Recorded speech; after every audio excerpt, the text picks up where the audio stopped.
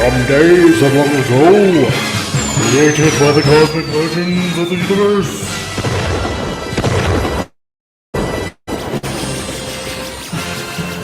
There stands one man, one great man, a man dedicated to preserving all that is good in pop culture. Loved by few, hated by many.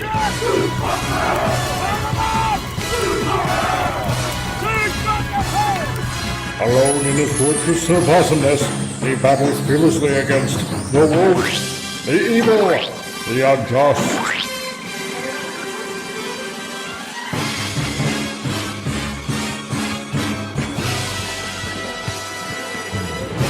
To right that which is wrong, to stand for justice, to serve all mankind.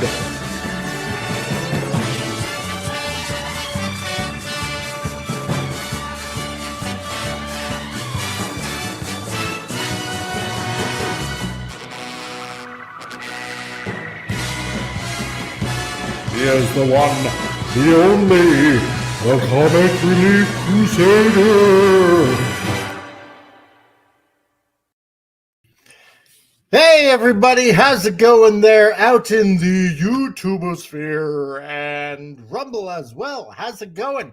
You are just in store for a happy-go-lucky kind of titillating Tuesday today because it is Titillating Tuesday, episode 68, Enter the Geekosphere. How's everybody doing out there? I am your host, the Comic Relief Crusader. And I want to welcome everybody that came into the studio so far. I want to say hello to Jason Fox from 540 Studios. How's it going? And everybody's favorite lucky Penny out there. Hey, Penny, how's it going? She's just having fun with those emojis as well. And everybody bow down to Dark Helmet, as he calls everyone's heathens. I don't know if everybody would appreciate that, but whatever. Everybody bow before Dark Helmet because you're all heathens. And we also got Rocco the Brave. Hail to you, Rocco the Brave. How's it going? Excited to fill my ears with laughter and a good time at the office. You better, because that's what we're here for. And we also got Snail Messiah. How's it going, Snail? Nice to see you here. Boy, this guy has been around for a very long time, and Snail Messiah, I am happy to see you here as well. And we also got Jedi Master Raven. Hail, dude. How's it going, man? Nice to see ya. And that's pretty much everybody that we got in the chat so far. So welcome, everybody, to another Titillating Tuesday. And let's welcome everybody that's on the panel today. If you're blue and you don't know where to go to, why don't you go where fashion sits?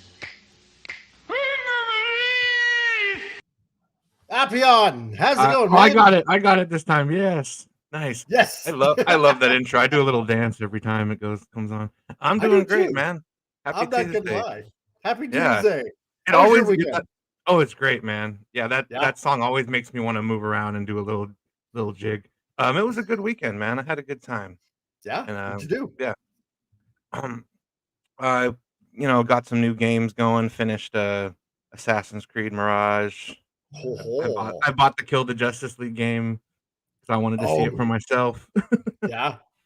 And then it's like Final Fantasy VII. I've been playing the remake, getting ready for the new one of that next month. So a lot of video games. I hadn't played a lot of games recently. I kind of been taking a break on that, but got back into my gaming groove, and it was just a really chill weekend.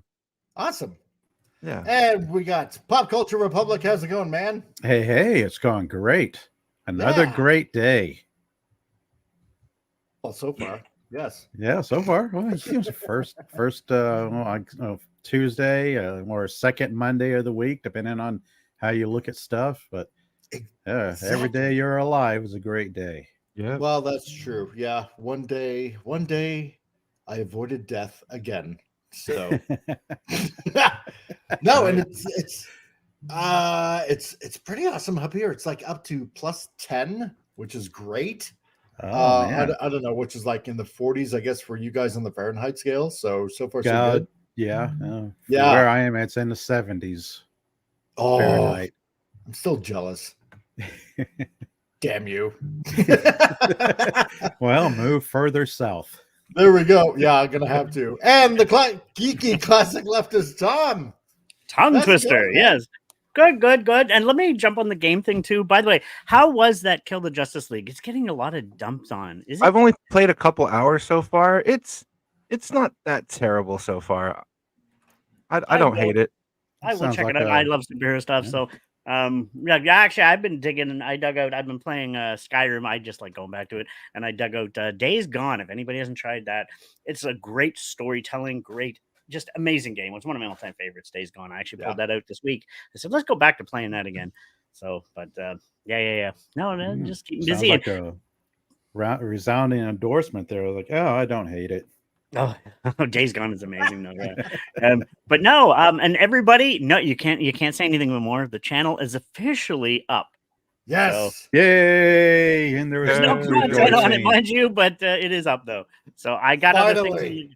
I got other things on the go. I got some stuff like, as everybody knows, the tent situation in Canada.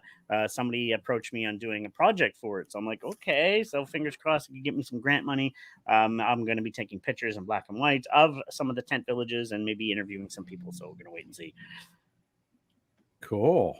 Keeping busy. Super. Yeah. That means I can update. That means I can finally update my notes. God, it's about time.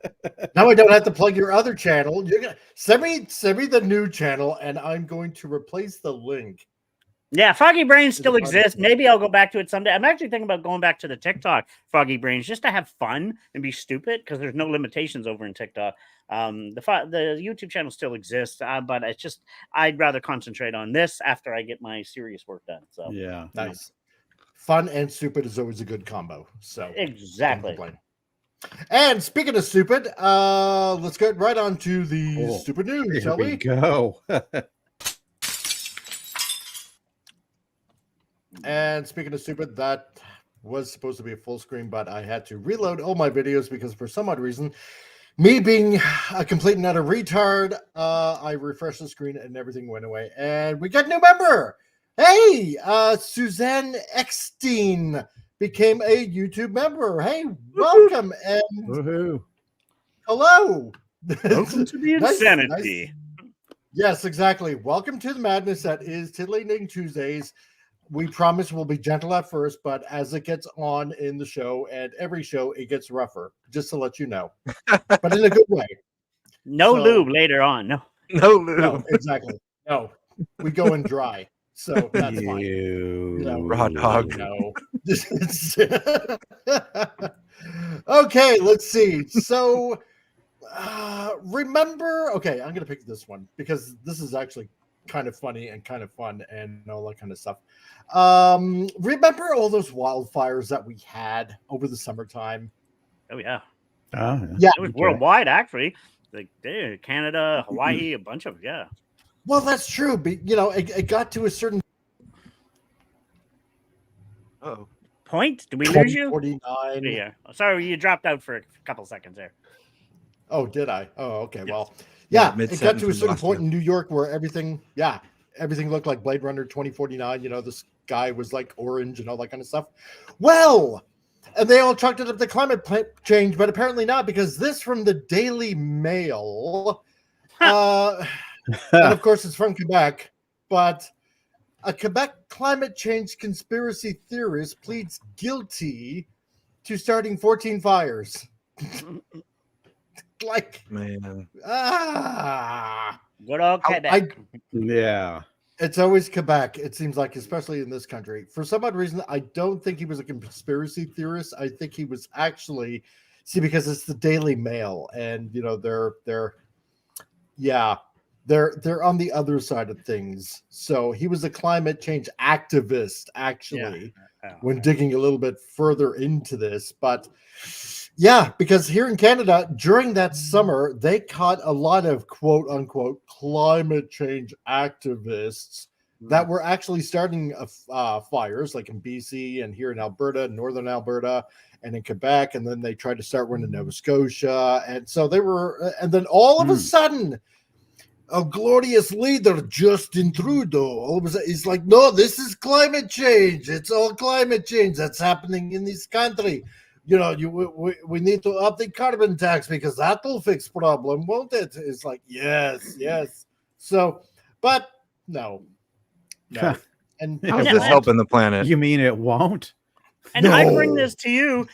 How much of activists are they when they're burning down trees, considering trees is helping us breathe? That's what I'm saying. It's the opposite of your whole message. Exactly. Destroy the planet to save it. And Canada has a lot of them. We're kind of abundance of trees. Stop screwing our trees around. It's a big part of our country. Most of the population lives in the lower south end. Most of Canada is still trees. We don't realize how many trees we got.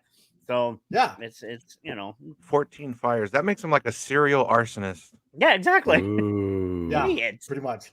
So, but it wasn't because the planet is, I don't know, dying, whatever, It's not because you can't see this. Quotation marks. I'm lifting the finger. Climate change. Anyway. Yes. I blame all the SUVs. Yeah.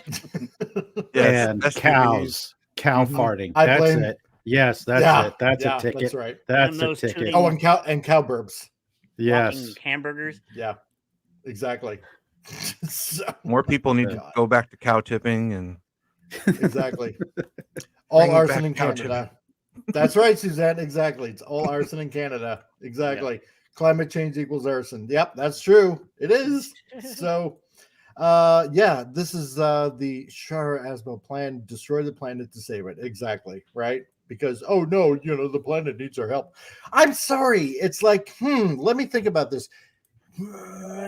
Thousands upon thousands of years that humans have been on the planet and gone through everything. All of a sudden now it just needs saving, from spewing volcanoes, earthquakes. Now I refer to it as Mother Earth, but Mother Earth can repair herself immediately. She's like, once the humans are gone, it'll be back to great. Now the planet knows how to repair itself. Leave it alone. Yep. Like exactly. Stop. Suzanne Eckstein said, a very big chunk of the boreal forest was destroyed with the Trudeau arsons. Yeah, it's true. Yeah. Very much true. Yeah. And hey, Christian DeLorden, nice to see you here, man. Bonjour. If everybody's looking for some good music, check out his channel Vinyl Revival as well. Oh, cool. Yes. He's got some good tunes playing over there. So but no, you're right. But I'm glad they caught the guy. Well, one out of many at least. So plain idiots. I know. It's like, how many homes you destroyed and stuff like that along the way. Yeah. And people had to be uprooted and, get away from their jobs and make up a lost time. But, they don't care. And they're defeating the purpose. You're destroying trees, which keep us alive. That's how we breathe. Exactly. Hello. Yeah. That's carbon. He's going about it all wrong. Good. Exactly. Now, this up next for stupid news because, most of the time we deal with pop culture and stuff like that.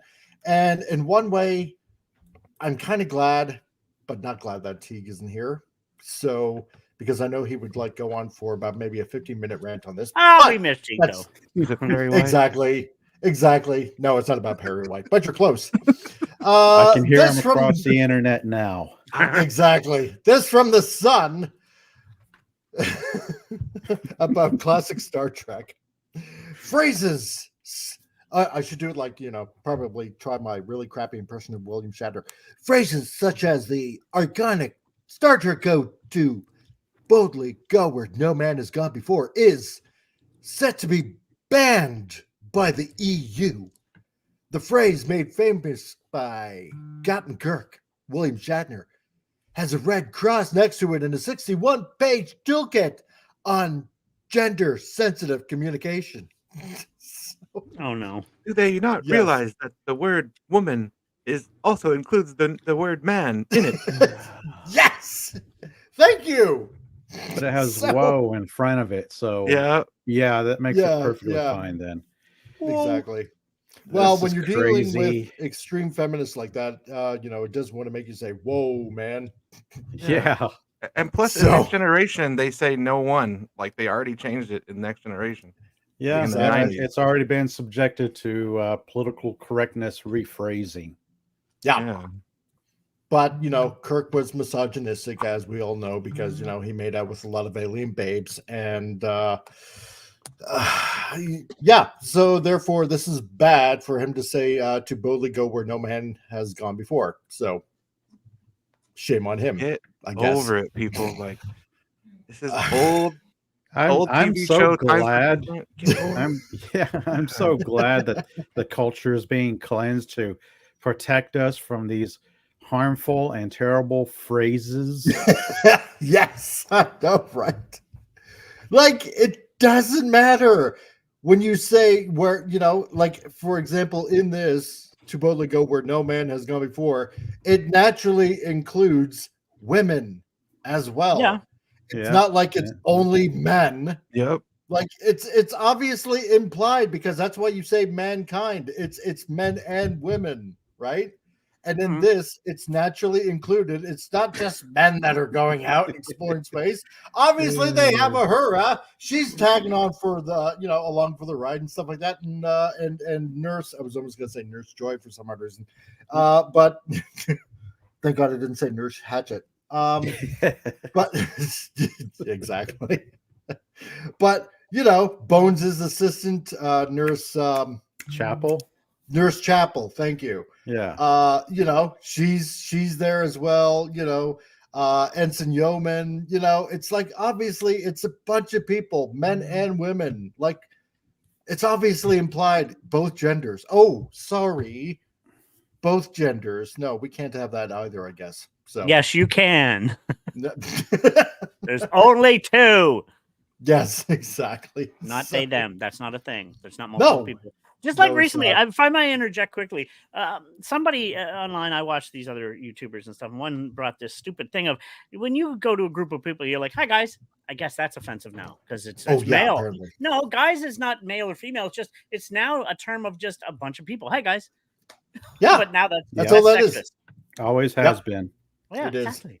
But now Suzanne says woman equals whoa man equals below man, which means in God's words, man was first, woman created from man. Yeah, exactly. You're welcome for that rib. Exactly. That's right. Something we'll never get back. So, and you're right. Yes, 15-minute rant exactly on stupid news. So. But and trust me, some of my best friends are women. I don't see them lesser than or whatever. We're all equal. We're human. How about that? Exactly. And there you go. And like Carla says, hi Carla. Yeah. I call my girlfriends guys. That's what Carla says. Exactly. Right. Exactly. It's a uniform. That. Yeah. It's a generalized term nowadays. It's not a exactly. So unless you got somebody who has way too much time on their hands and needs to agonize about specific meanings of words and phrases as used in the popular dialectic or whatever. Yeah. And it's like, come on, guys. Oh, I did it. I said guys. Oh no. Oh. Yep. You're leaving out all the women by saying that. Ban now. So ban hammer. I'm kidding. Actually, I'm going to say this now, Mike. I'm going to give you an idea. Future reference. When you're speaking in the extreme feminist, and I'm not talking true feminists, my friends are old school feminists. Good friends, but from now on, if you're talking in the tone of the modern day feminist, you have to use the voice like they did in Monty Python. Oh, right? Yeah, that's right. We'll talk like that because that's what they sound like in my head now. Yeah, that's pretty much it. Yeah. Like, right, I have to talk like this all the time now, so I can actually convey my message to the feminists out there with the red and purple and pink hair. So, oh my God, it's just stop. Yeah, like you said, Tom. People are just people. Just let everybody be. If you got a problem with it, well, go sit in the corner. So, anyway, yeah. Sci-Fi said that, yeah, it's all about more control over language, among other things. No, it is, and that's exactly the way it is, right?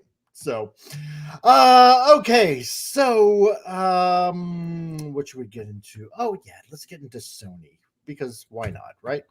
Okay, so we know that in a few, well, let's see, I believe it's like next month. Sony has their next, I suppose you can kind of call it Spider-Verse movie coming out. Yeah. Oh, that one. Oh, that one. Exactly. Madame that Web.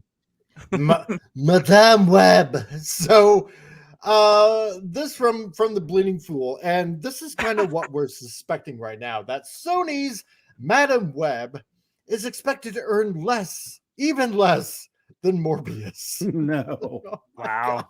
So why Say really? it ain't so. No. Just bring it to streaming then. Just bring it right to streaming if it's gonna be that bad.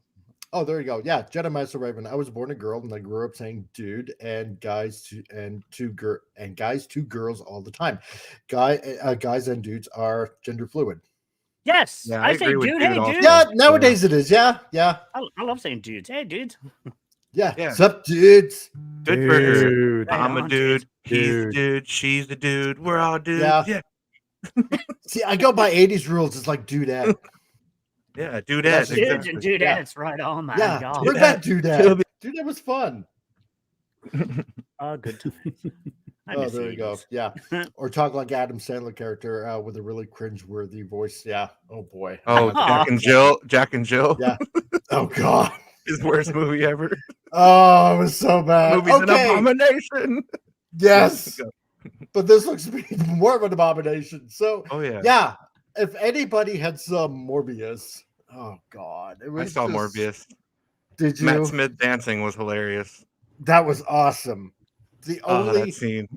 oh yeah, No, haven't I just seen it watched at that all, scene, but I'm I've like, seen oh, the Matt. two now. Of all the Marvel It's- projects you could have jumped in, you picked the worst one. Yeah. I know. it's like I find it hard that I wonder if it's actually worse than the Marvels, like as in revenue. Because I mean the Marvels was bad and it made like the worst ever, but I'm wondering if Morbius comes actually close to that. I I'm think not maybe sure. because they tried to re-release it in theaters, so that had to cost money to put it back in Yeah. rotation, and then it flopped again. Yeah, Matt Smith was the only redeeming quality of that movie. Yeah. So exactly. It's Morbid Morbid time. time. Oh my god. But Like they yeah, really thought that catchphrase would catch on. Oh, it Man. did in all the wrong It is ways. now. Yeah, oh, Yeah, yes, it did. Right. Oh my god. But now this movie's supposed to be coming out, and it's like, yeah, so obviously we're gonna get a very young and I suppose by their standards, attractive Madam Web, where I'm used to the old lady, almost looking like Aunt May kind of Madam Web. Yep. But I guess that would have no sex appeal whatsoever, looking at some 80-year-old grandma in a spider suit of some sort. So they're going with the younger version. 50 Shades of Um, Web. Exactly. 50 Shades Oh, of quickly, Web. just to let you know, 84 million total Yeah. for Morbius, whereas the Marvels actually had 206, and this is all globally. So Marvels actually did better. Oh, So Morbius did wow. horrible. wow. So Oh, Morbius no. is the worst. 84 million. Oh that's my- all it made Oh internationally. my Damn. god. Wow. Morbius Oh, couldn't that's- even beat that movie. Damn, that's Nope. that's embarrassing. Oh, that's That's so pretty bad. sad. Wow. So, Yeah. Walk of the Brave. Yeah, Matt agree. Smith should have been Morbius. Yeah. Jer- I'm done with Jared Leto, man. Yeah. Oh god, I can't stand. Dude, it's terrible. He is. He is. I can't stand Jared Leto at this point. No more. But yeah, no, you're right. Matt Smith. Matt Smith would have been a better choice, I find. I think so. But Yeah. I yeah. can see that. Oh well. But anyway, yeah, so Dakota Johnson's gonna be Madam Web. So in this intricate landscape of superhero box office predictions, Sony's newest Spider-Man spin-off, Madam Web, finds itself in a precarious position. Initial forecasts hint at a less than impressive opening, possibly falling behind Morbius. Oh my god! And now Tom, yeah, Wow. now that Tom's at 84 million. Yeah. They're Internet. racing. They are racing to the bottom. Yep, exactly. Here, hold these lead weights. Okay. And jump in the pool. Let's see who hits bottom first. Yeah. Yeah, and possibly falling behind Morbius, adding to concerns about the future of the Sony Spider-Man universe, or the SSU. Oh, so that's what they're calling it now. Okay, the Sony Spider-Man universe. Wouldn't that be SSMU? Oh, forget it. I'm getting sick and tired of all these words. So, I'd say the predictions more than hurt. Yeah. So this is oh god. So this is the latest poster of Madam Web. So what is it now? Are we getting like 3 Spider Women in this? 4. Because that's 4. We're getting 4. 4. Come on. No, okay. I don't The even Sisterhood know of the Traveling Spiders. Yeah. There you go. Oh my god. How about wipe this on? Bring us Spider Woman, the actual Spider Woman, aka Jessica Drew, who was hot by the way. And give me that. That's the Spider Woman I grew up like. I was a huge fan of hers. She was badass. Yeah. And she was hot. I'm sorry, that outfit was amazing. But I mean, like she was No, a good you're character. right. I loved her character. I should get her figure on my wall. Like she was a good character we can relate to. This, I don't know what the hell this is. I don't know nothing about her. I don't know anything about this either. I mean, this probably came out after I got out of reading comic books in the mid 90s. It's like, this is new stuff. It's relatively new. Like Jennifer Drew is a badass, and I loved her character for years. Yeah. You know, and there were some problems that she was going through in life and stuff like that. And you know, she's somewhat kind of a very hard character to sell in Marvel. For some reason. She's complex. It's a very deep character. It's like, wow. It is. You're assuming that Hollywood writers can write, let alone write a complex character. I know. Right. Silly me. Plus, and another assumption is that any of these writers have even picked up a comic book. Let me think about morons! I have morons on my payroll! Probably not. So no. So, and I'm only familiar with Madam Web from the 90s Spider-Man cartoon, and then a little bit in the comic, and that's about it. Yeah. You know. But Diesel says, Jared Leto was great in Fight Club when he got his face bashed in. Yep. And Lord of War with Nicolas Cage, where he gets killed.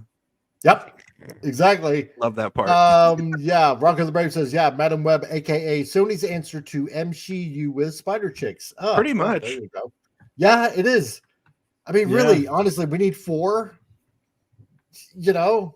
So, there's a severe lack of Spider-Man in the Spider-Man universe. That is true. Sci-Fi says, Dan says, what a comic. What a shocker. The villain is a man and the heroes are all women. Well, that's the way they want to go. Right? And they're going to beat some sense into him. Exactly. They're going to teach him a lesson. So, just for fun, Mike, if people are wondering who Jennifer Drew is, I sent you a picture to the Facebook thing. If people are wondering that she's hot. I'm sorry, I had a crush on her for years. I see a comment by Sci-Fi Sith Dan saying they used to. Yeah, I mean, mean they used to write complex characters. Yeah, that's true. Somewhere along the line, writing became dumbed down.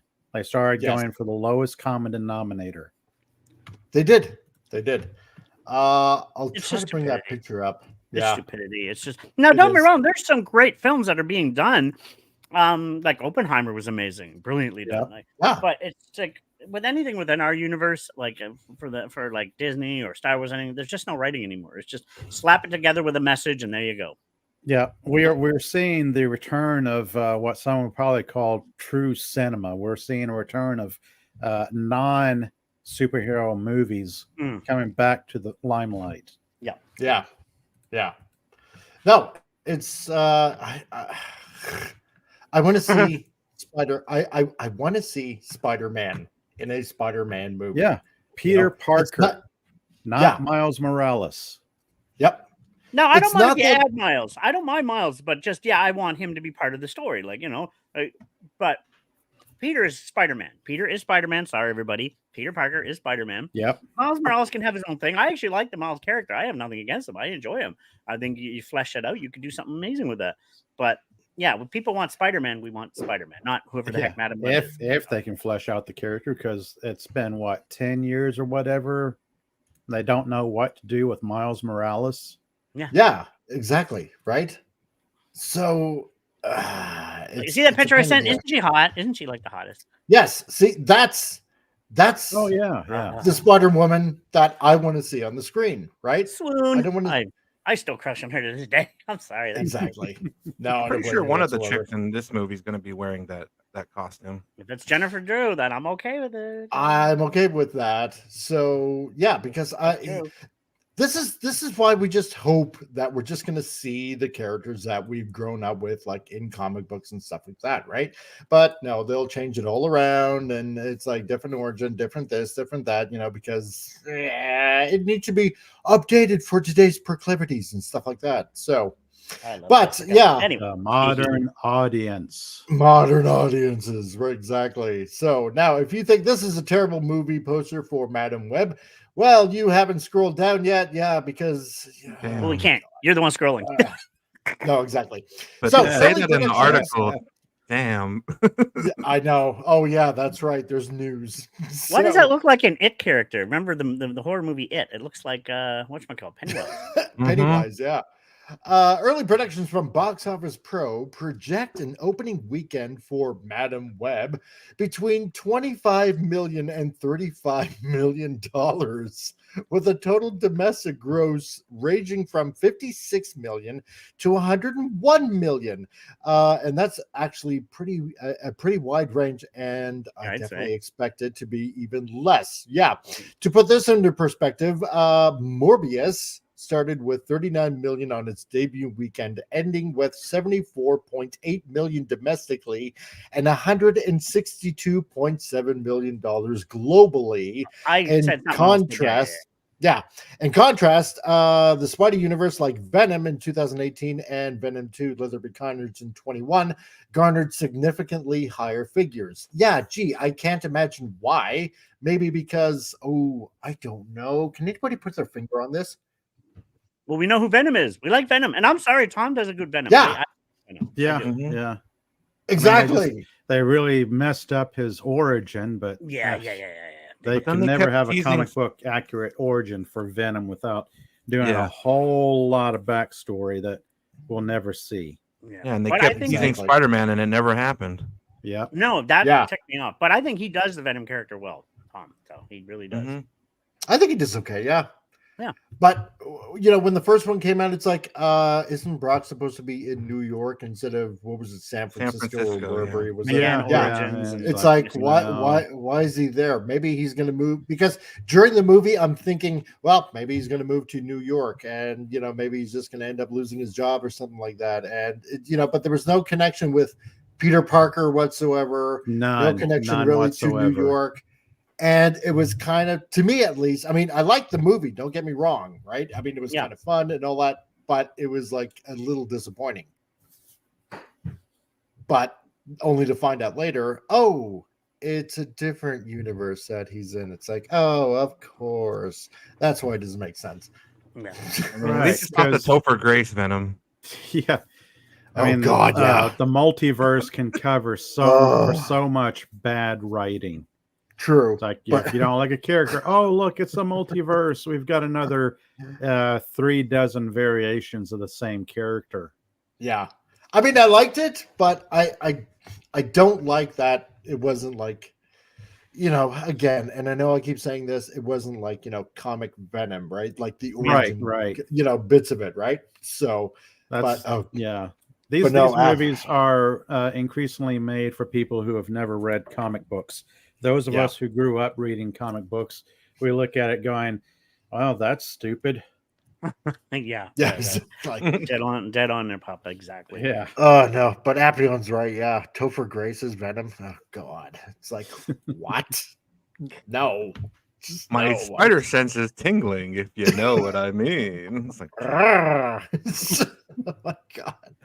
Raylan Carrot, hey man. I like the Venom movie. Yeah, I mean, I didn't mind it whatsoever. The first one's good. They kind of screwed up Carnage in the second one. Yeah, a little bit. So his girlfriend was his weakness. Like, she literally, the epitome, her sound powers was his weakness. Like, so dumb. Rock of the Brave. Yeah. Should Sony have Garfield or Holland as Spider-Man? Apparently, Andrew Garfield was going to be in the Madam Web movie, but then they wrote him out. Yeah. I don't want Garfield back. Actually, I'm gonna argue with that. They said they want to do Garfield one more movie, so I liked him as Spidey. I didn't mind him. I heard. I liked just Peter Parker. I heard. The other guy. Holland? Dang it. Tom. Yeah, no, not Tobey Maguire. Tobey Maguire. Yeah. He'd be an older Spider-Man now, but yeah. Well, yeah, and the only reason why I don't want Garfield back because, like back in my early days of YouTube, there was an article where Andrew Garfield was like trying to pitch the idea to the producers and to the writers that Peter Parker should be bi. I do remember that. I didn't agree with that, even though I liked the Spider-Man and Peter Parker. Yeah, and I'm like, no, just no. That's a lot. And I don't want. Yeah, it is. I'd like to see him do something really crazy and have a older Peter Parker who's married to MJ. He's working at a local college, teaching classes. He's still pursuing his sciences, his Spider-Man activities and whatnot. He becomes a prominent character in the MCU and is the intellectual equal to Tony Stark. Ooh. Yep. Now, Pop, you've just written an entire movie that sounds like it's 10 times better than what they're doing. That's what he was in the comic books. He was never a sidekick to Tony Stark. Oh God, no, never. Intelligent Peter is. Like, he was on his own. He created the web slingers. He was an intellectual who was right up there with Tony Stark, Reed Richards. Yep. Yeah. They kind of tipped at that in was it the first series of movies? He actually was kind of learning, showed his scientific side, and I was like, okay, they actually played a little bit on that. Yeah, they did. And No Way Home, they did as well. Like when killing all the villains, he found a way to cure them all. Like with his mind and his science. I like that a lot. That was pretty good. I kind of like that, using his intellect to solve the problem instead of punching things and blowing things up. He's highly intelligent. People forget that. It's like, exactly. Let's see. Sci-Fi says, Dan says, here's a crazy idea. If they want to change famous characters, why not create an original character based on their ideas? Oh boy, but that would require so much thinking, Sci-Fi Dan. Yeah, that's too much work. It's easier to take an existing character and throw out their backstory and just use the characters and name only. Writing. Exactly. And we have trans or gay or this or that. You know what? I'm going to say this right now. You don't have to force it. Do anybody? No. Constantine? I like the Constantine character. The TV series to me is one of the best. Yeah. But forget he is bi, but they don't focus on it. It's not talked about. We don't need to force it in people's face. It just exists, and that's it. And that's all you need. Just like we don't. Who is the dickhead now? Hey? Yeah. Like that's the way to do a character like that. You know. No, exactly. It's because there's no more creativity left. It's like, we'll just this is it because they have a plethora of characters to choose from, and it's like picking from an apple tree or whatnot. Oh, this one looks good. I'm going to pick this one and take a bite out of it.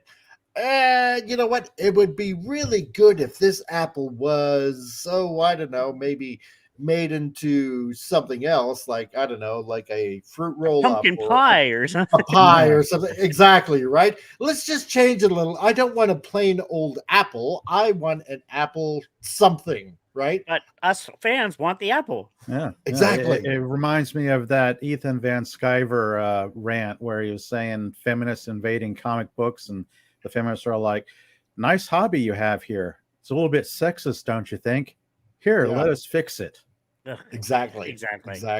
Yeah. Now, Madam Web is facing several challenges in this movie, and the trailers demonstrate that film looks cheaply made. Oh no, say it ain't so. The character is hardly known in comics, and there is no fan base for her. In fact, in the comics, the character is an old woman who basically sits in a chair, and that's right, because all she does is just basically, on occasion, using her telepathic powers, predicting the future, getting a hold of Peter whenever she needs to or whatever. that's basically Madam Web in a nutshell, right? So now, of course, this movie is starring Dakota Johnson as Cassandra Webb. Oh, of course, Webb. Haha, I get it. How original. And directed by S.J. Clarkson. And the film unveils the origin story of Marvel's mysterious heroine. However, it's... Oh, my God. Really? I don't even know who she is, but okay. I know, right? Trailer. They showed it in the trailer. She gets bit by a spider when she's out taking pictures in the jungle or something. We already know. Yeah, exactly. You gave it away. Yeah. It's not a mystery anymore. Damn it, no. You those spoiled it pesky now. spiders. And this one was from a dumping ground in the middle of the field, and it went through goo, some orange glowing goo or something. Yeah, exactly. And it bites her. And yeah. However, its reliance on the lesser-known Spider-Man character, the absence of Spider-Man or Venom, and perceived feminist themes may deter certain audiences. No, really?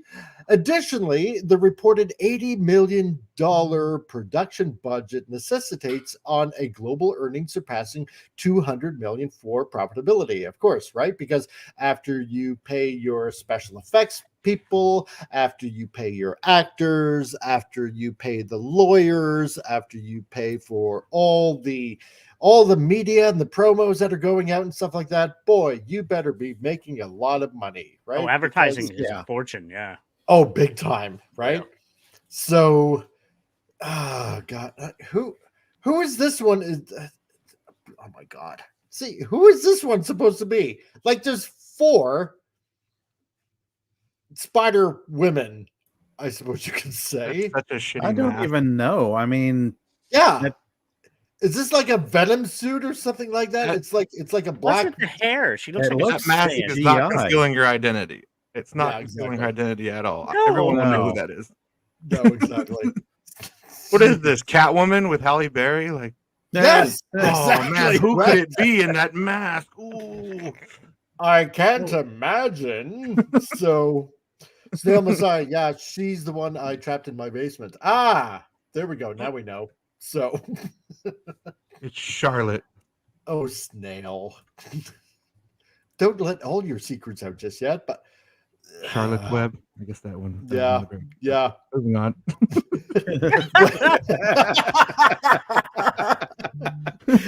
Yeah, it's good when you have to explain a joke. Yeah, exactly. Right. So it's baby steps. Baby steps. There we go. Now I feel better. There we go. Yeah. There you go. Okay. Yeah. When oh my God. Man, that was going back to grade school for some of us. Yeah, exactly right. I can't think that far back. Wilbur. Older than dust. Rosebud. Now when Madam Web falls short of psychopaths.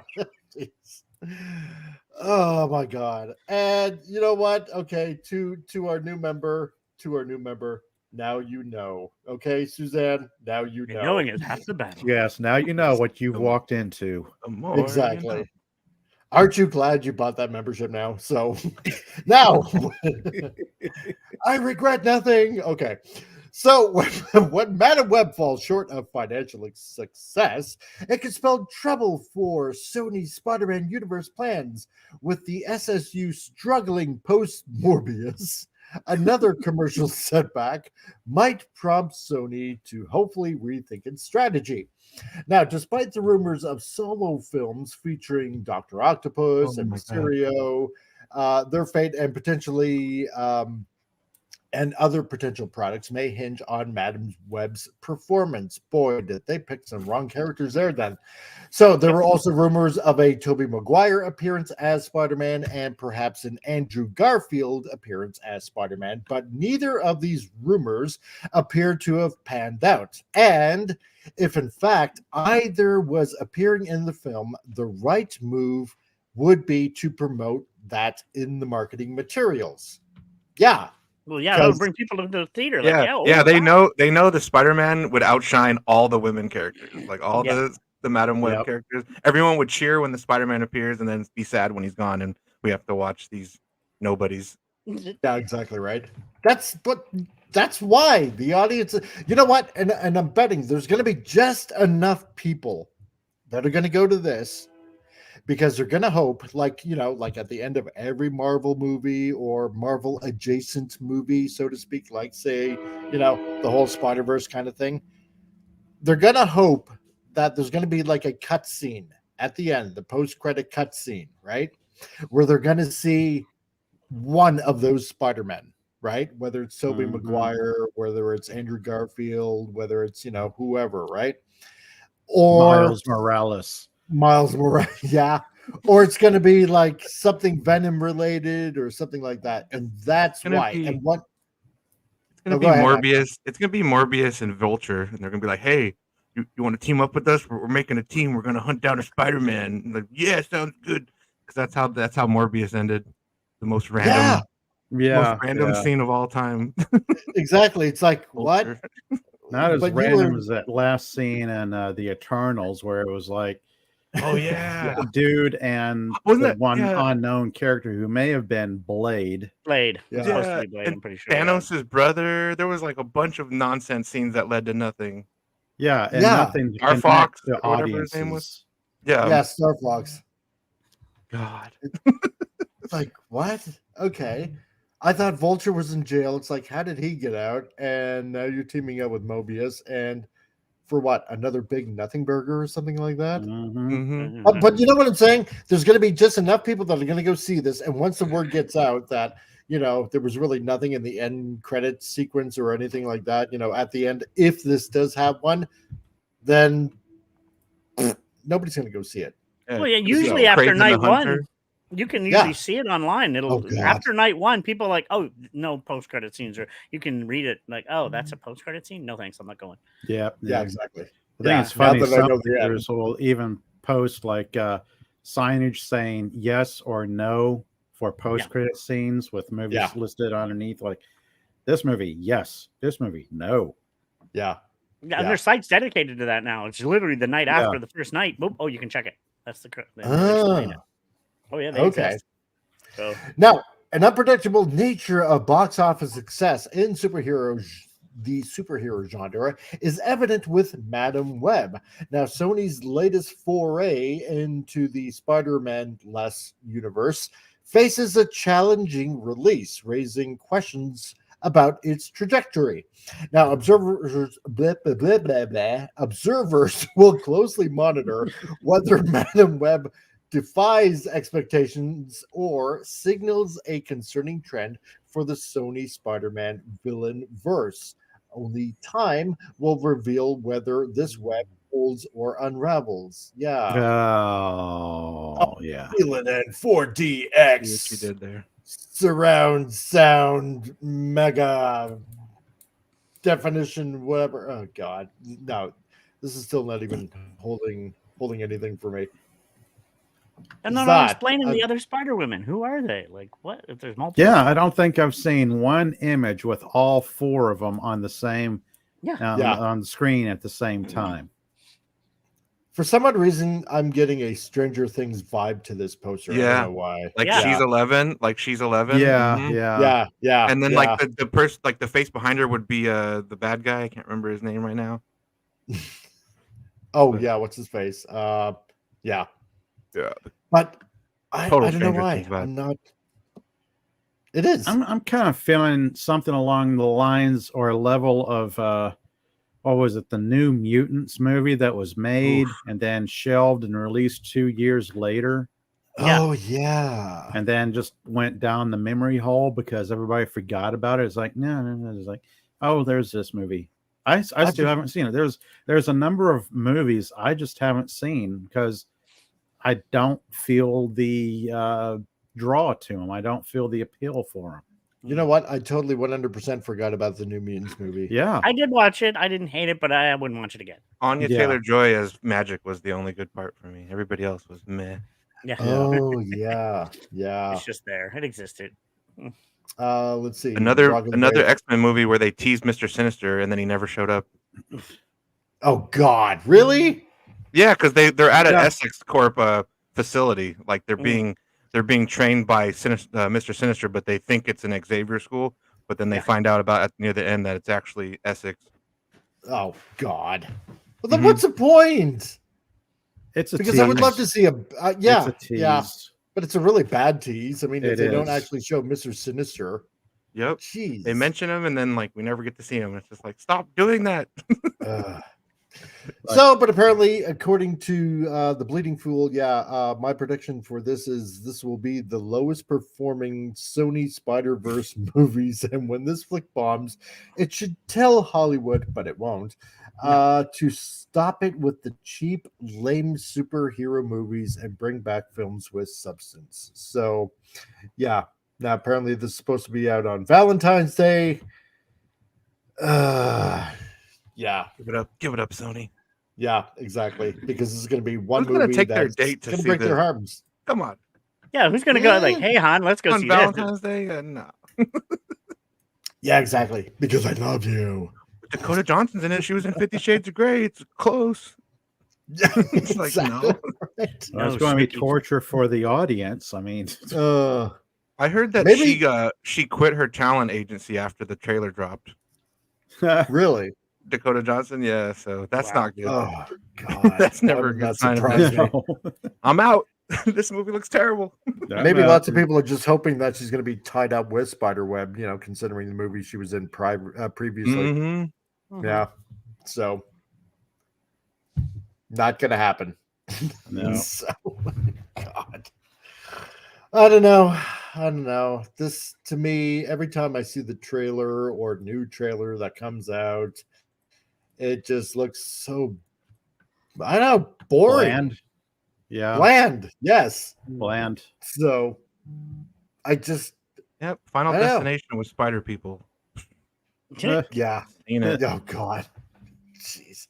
No, But- there was a time when the MCU was firing on all cylinders. That was Marvel Phase 1. Mm-hmm. And Paramount, didn't Paramount do the first couple? I think so. I think so, yeah. I know they Yeah. did Iron Man before. Because that was before Marvel was bought up by Disney, I believe. Yep. Pretty much. And then, because Paramount was very leery about doing a superhero movie because Hulk, even though Hulk was, kind of okay for Paramount to do, it didn't make like a fantastic amount of money. And even though Hulk is a big character in the Marvel comics, obviously, because, he has his dedicated title and stuff like that, it just didn't do that good in the box office. So when Paramount put out Iron Man, they were still extremely leery, even though they had Robert Downey Jr. And Marvel comes along, or actually, sorry, Disney comes along, and I believe this is around the time when they actually bought Marvel. And it's like, oh well, okay, we'll just buy the rights from you. And Paramount thought, well, this movie more than likely is going to bomb, i.e., Iron Man, and so they had no problems with it, just signing it over, right? Because they thought, well, it'll make probably just as much as Hulk did, which wasn't a lot of money. And that's why after Iron Man, everything else is Disney, because they just signed the rights away. And they thought, Paramount thought they were getting a good deal because Disney bought it back on the cheap. So, yeah. But I don't know. I'm wondering, this is what I'm wondering also, okay? Because seeing how they did the collaborative Spider-Man MCU movies, right? Because No Way Home, I mean, that was just perfect, right? Everybody else from the different Spider-Man universe. It was great. It was fantastic, right? Well, that's how you do a multiverse. That's how you do a multiverse. Yeah. I mean, that's you right. Have something laid out like that that's not confusing, that won't have non-comic book reading audiences confused, scratching their heads, going, "What's going on here?" Yep. And now here, I'm gonna ask the audience this. I'm gonna ask everybody out there in the chat, whether you're on Rumble, whether you're on YouTube. Here's the thing, okay? If this movie does as bad as Morbius or worse, okay, and it really puts Sony in a kind of predicament, it's like, you know what? We're not making any more money off of this. This is like, beating a dead horse. Do you think that Disney will creep in and say, oh, you guys aren't really doing great? Here, we'll buy the rights from you. I think they'll wait until after Craven. I think after Craven's box office numbers come in, then they'll do that. Because they still have Craven in the pipeline. There's a trailer. It's definitely done. I could see that. Yeah. I think once that fails, I think then Disney will swoop in. Exactly. Yeah. And then this will be that first step, though. Yeah. But is that a good sign? Because then you get Disney in charge. And you're like, oh. Well, yeah, exactly, right? I mean, there's no win-win here. It's all lose. It's like, oh, no. Yeah. I mean, it's not good either way because Disney has their own problems and they're not going to do any better. I don't think. No, I don't think they would. No, but I think you can kind of see it anyway because I mean, a few years ago they bought Fox and now they have all the Marvel Mutants, right? So I think they're looking to make their house complete, so to speak. The big telltale sign of this is going to be Deadpool. That's their first Deadpool movie. Their hands are in it now, not whoever had was a Fox. So if they do it justice, I love the Deadpool film. Some people don't. I love them. I love them. And if they mess this up, then I have no faith in them more. This will be their last straw of like, don't mess this up. Yeah, exactly. Rocket the Babe says, I mean, Electro was shocked Spider-Man was white. Yes. Just means he didn't know who Peter was. So why did he get sucked into the Marvelverse? That was a big plot hole, but it was great to see Electro, and they did him justice in No Way Home. But yeah, that didn't make sense. He didn't know Peter's identity. He never figured it out.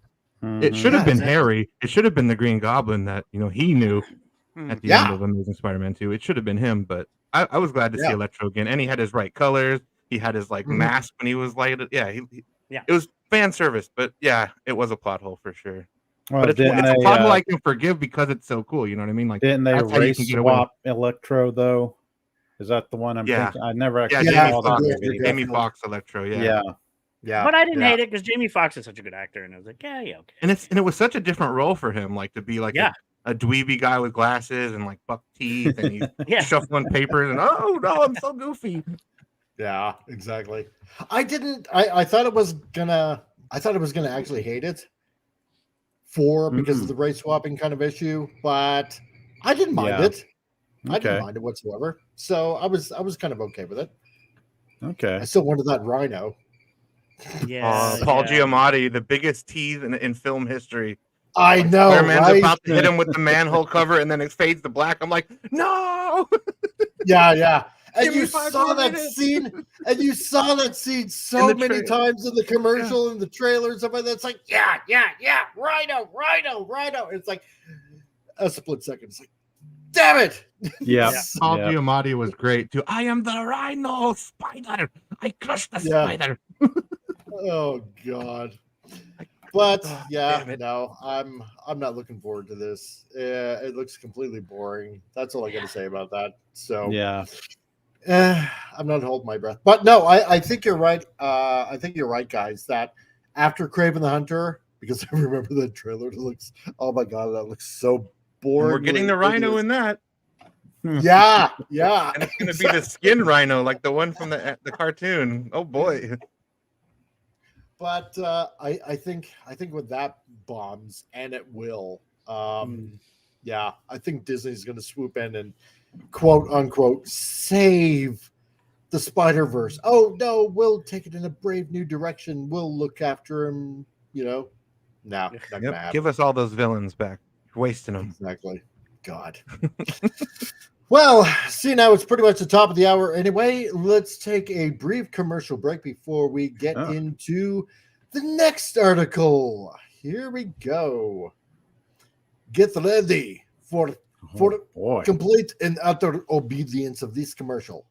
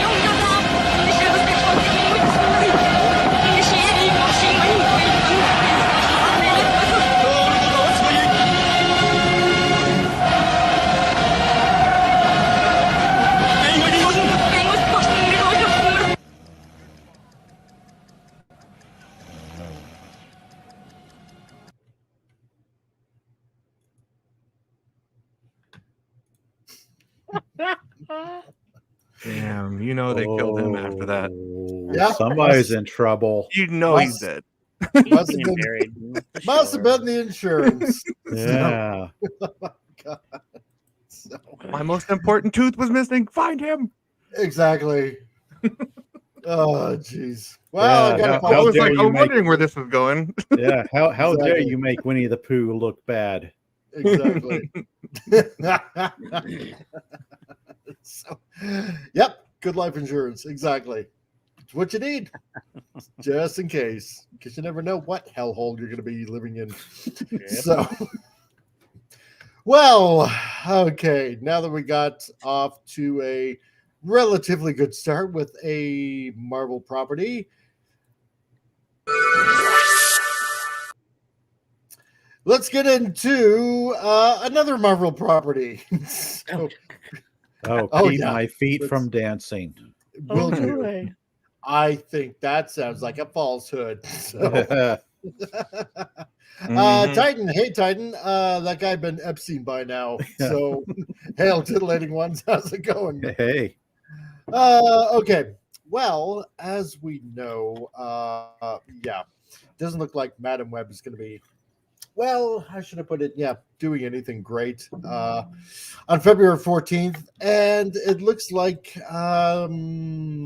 well, say it ain't so, but Marvel's first family is still in a little bit of jeopardy. So, this from the Cosmic Book News. Oh no.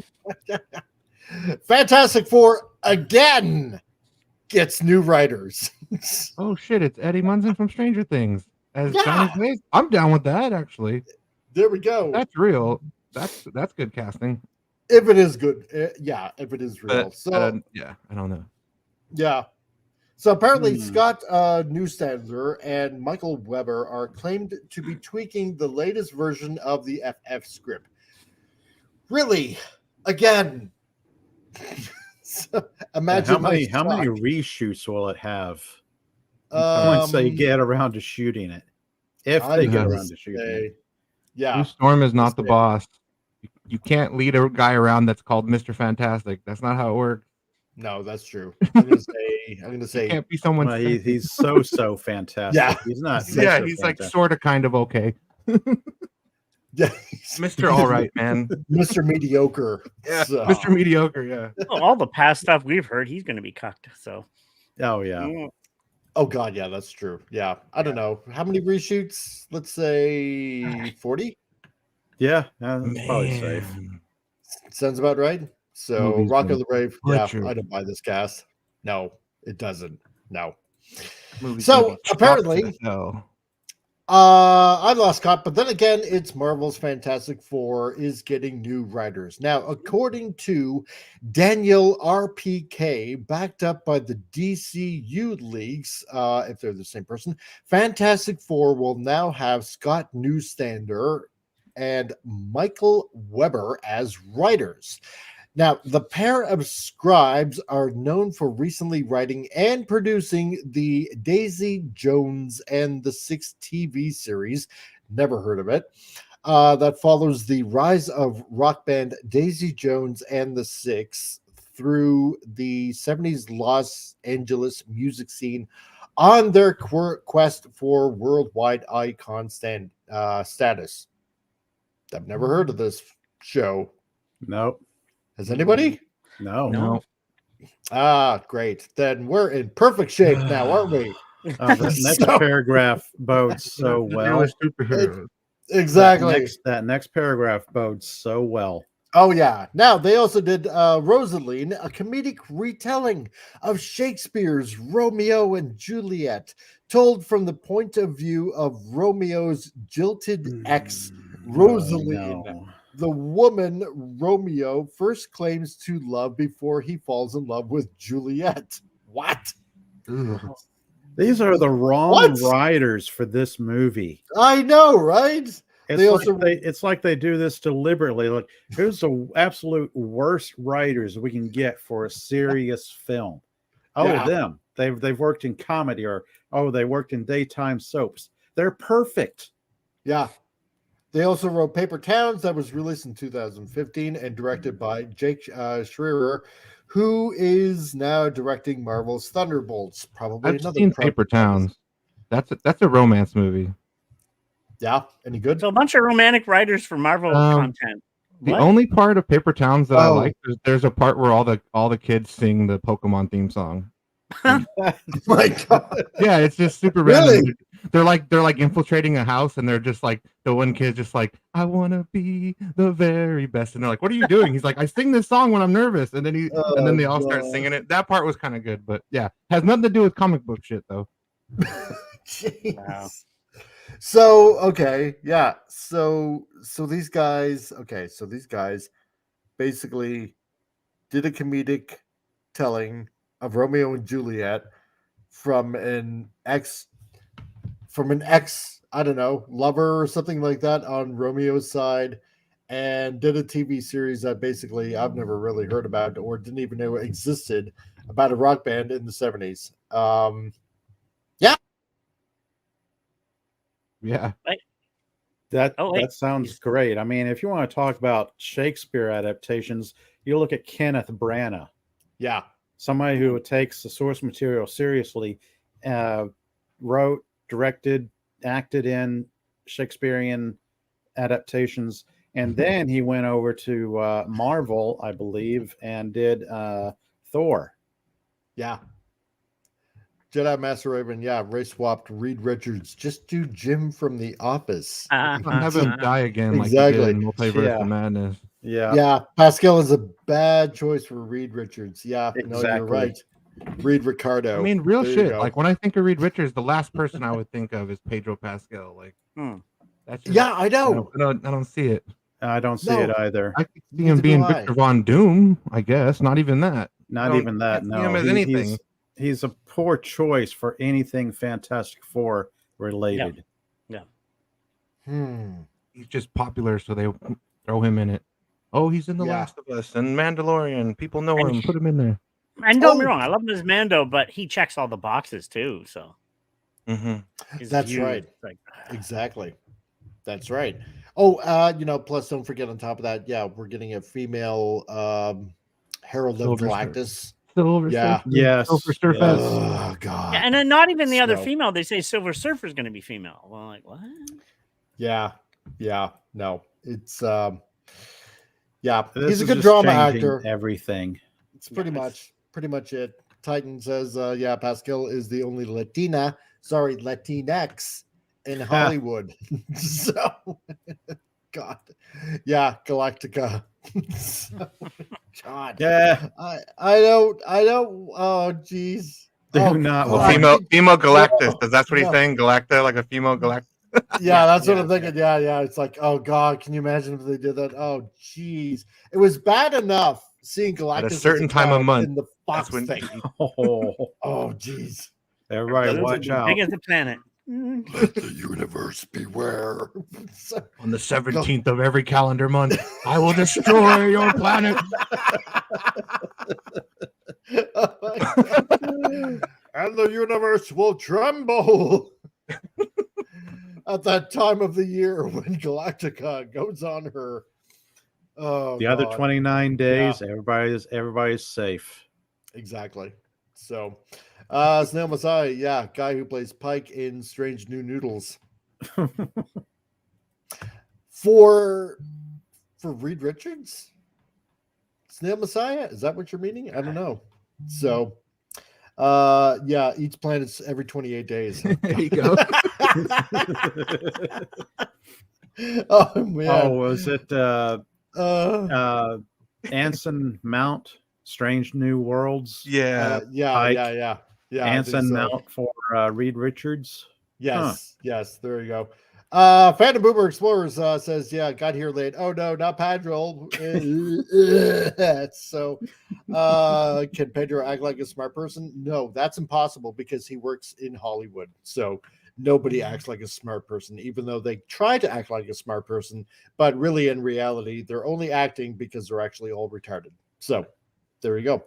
Titan, 17th of every month. That's more than fair warning. Yeah, don't let it be like the beginning of the month. Give yourself some time to prepare. Yeah, exactly, right. Fair warning where fair warning is due. So Big tubs of Haagen-Dazs and just shoot them into space. There you go. Right? Yeah, exactly. Right. So Appease the goddess. Hurry, make the world's biggest Tampax. Launch it into space. There was an asteroid that was kind of shaped like that, I don't know how absorbent that is, though. But Jedi Master Raven, Silver Surfer always rides a cosmic, always with wings. Mm-hmm. Oh, my friend. Oh my God. Okay. So, the poster. I don't give a crap about the poster anymore because we know they're going to ruin Marvel's first family as it is anyway. So now, according to the info, Newsader and Weber are being brought on board Fantastic Four to do rewrites again for maybe the third or fourth time probably at this point, and touch up on the most recent script by Josh Freeman, with the FF script expected to be finished within the next month or two. I hope he brought crayons. So, the tweet goes, we can corroborate this. We are hearing the new writers touching up the script are Scott Newsander and Mike Weber. Yay. Okay. So, for some odd reason, I still don't care. Now, the Fantastic Four has a May 2nd, 2025 release date, directed by Matt Shakeman. So, there's still a bit of time to get things right. Now, rumors have offered various actors have passed on the roles, citing issues with the script. Yeah, because they've read it and saw what direction Reed Richards was going in. Well, exactly, right? Because, I mean, I don't know. We need an actor who won't mind being second banana. Yeah. Oh, there's Pedro. Okay, right on. Well, if he did it in Mandalorian season 3, right, I'm sure he won't mind being. There are points in Mandalorian I kept expecting him to say, "She's my queen." She's my queen. I don't want it. I don't want it. God. Character growth, character development. I don't want it. Yeah. I'm being. Do I say anything else? My queen. Yeah. I'm being a brave, non-misogynistic male, growing in my character by giving up everything. That's right. Yeah, that makes sense. That makes sense. In this scene, can I kiss her feet when I bow down? I need to kiss her feet. My queen. And then her ass. So. Yeah. Jedi Master Raven. Yeah. Here's a chick saying it. Just keep the men, women, and then humans. Yeah. Exactly. Is that so hard? Mutants. Exactly. Apion. Yeah. Is that so hard? Really? That's all. That's what made movies great in the first place, right? For the longest time, men were men, women were women. And it's not about each knowing their place or anything like that. It's just the way life is, right? Yeah. Men are there supposed to be protecting the women, whether it's going out to war, protecting property, protecting family, whatever, right? Whatever dynamic you might have in the story. Right. And, women were not, and I don't want to say it like in the background. They weren't in the background per se, right? They were there always as support. Mm-hmm. Or nurturing the family or something like that. And I'm talking like old movies, right? You had movies. Traditional gender roles with the traditional nuclear family. Yeah, mom, dad, kids, and it worked. Everybody's well adjusted. Yeah, it didn't matter if it was like a Western. It didn't matter if it was like, I don't know, like an army film or something like that. And I'm talking 30s, 40s, 50s, stuff like that. And it worked, right? And then as we crept into the 60s, 70s, especially the 80s, where you had strong female characters, right? I.e., for example, and we've said it a lot of times on the show, like Ripley, for example, in Alien and Aliens. You had Sarah Connor in Terminator, right? that would just take out killer cyborgs, stuff and like even that. then, those weren't bad because Ripley, there was still kind of an attraction between Ripley and Hicks. Oh yeah. Yeah. Exactly. And she had mother-like qualities. She was strong, but she, very motherly. She thought of Newt as like her daughter. Yeah, and we're not saying that women can't fight. Like I said, I just started rewatching Vikings again recently. I forgot I haven't watched that in forever. Yeah, and look, Lagatha. like, she is the traditional role, Taragna, but yet you wouldn't get in a fight with her. She'll murder you. Like she's a warrior, but yet she lives the traditional role as a mother. She looks after the farm when he's away and the kids. But yeah, you wouldn't mess with her. Holy crap! But no, it's traditional storytelling still. Right, and that's what made that series of Vikings great. Yeah, I mean, because you like side look Lagatha in the wrong way, she'd like tear your jugular out. Yep. So, I mean, looks aside and all that kind of stuff, because she is an attractive woman and stuff like that. But aside from that, the character of her, right, as a strong female character, it works. Why? Yeah. Because it's not thrown in your face. It's not like I'm just strong because, right? Because I have a JJ. Oh yeah, she gets lippy with like one guy she's married to, and he punches her in the face, like knocks her down, and she's all bloody. Like she doesn't just tank it like she's superhuman. She gets messed up, but she gets up and eventually kills him for it with a sword. Exactly. But she gets her shit. Oh, like, she gets slaughtered beat up, that dude. You know what I mean? She doesn't just win every single fight. She definitely goes through struggles and I turn around the opposite. I'm journey. sorry.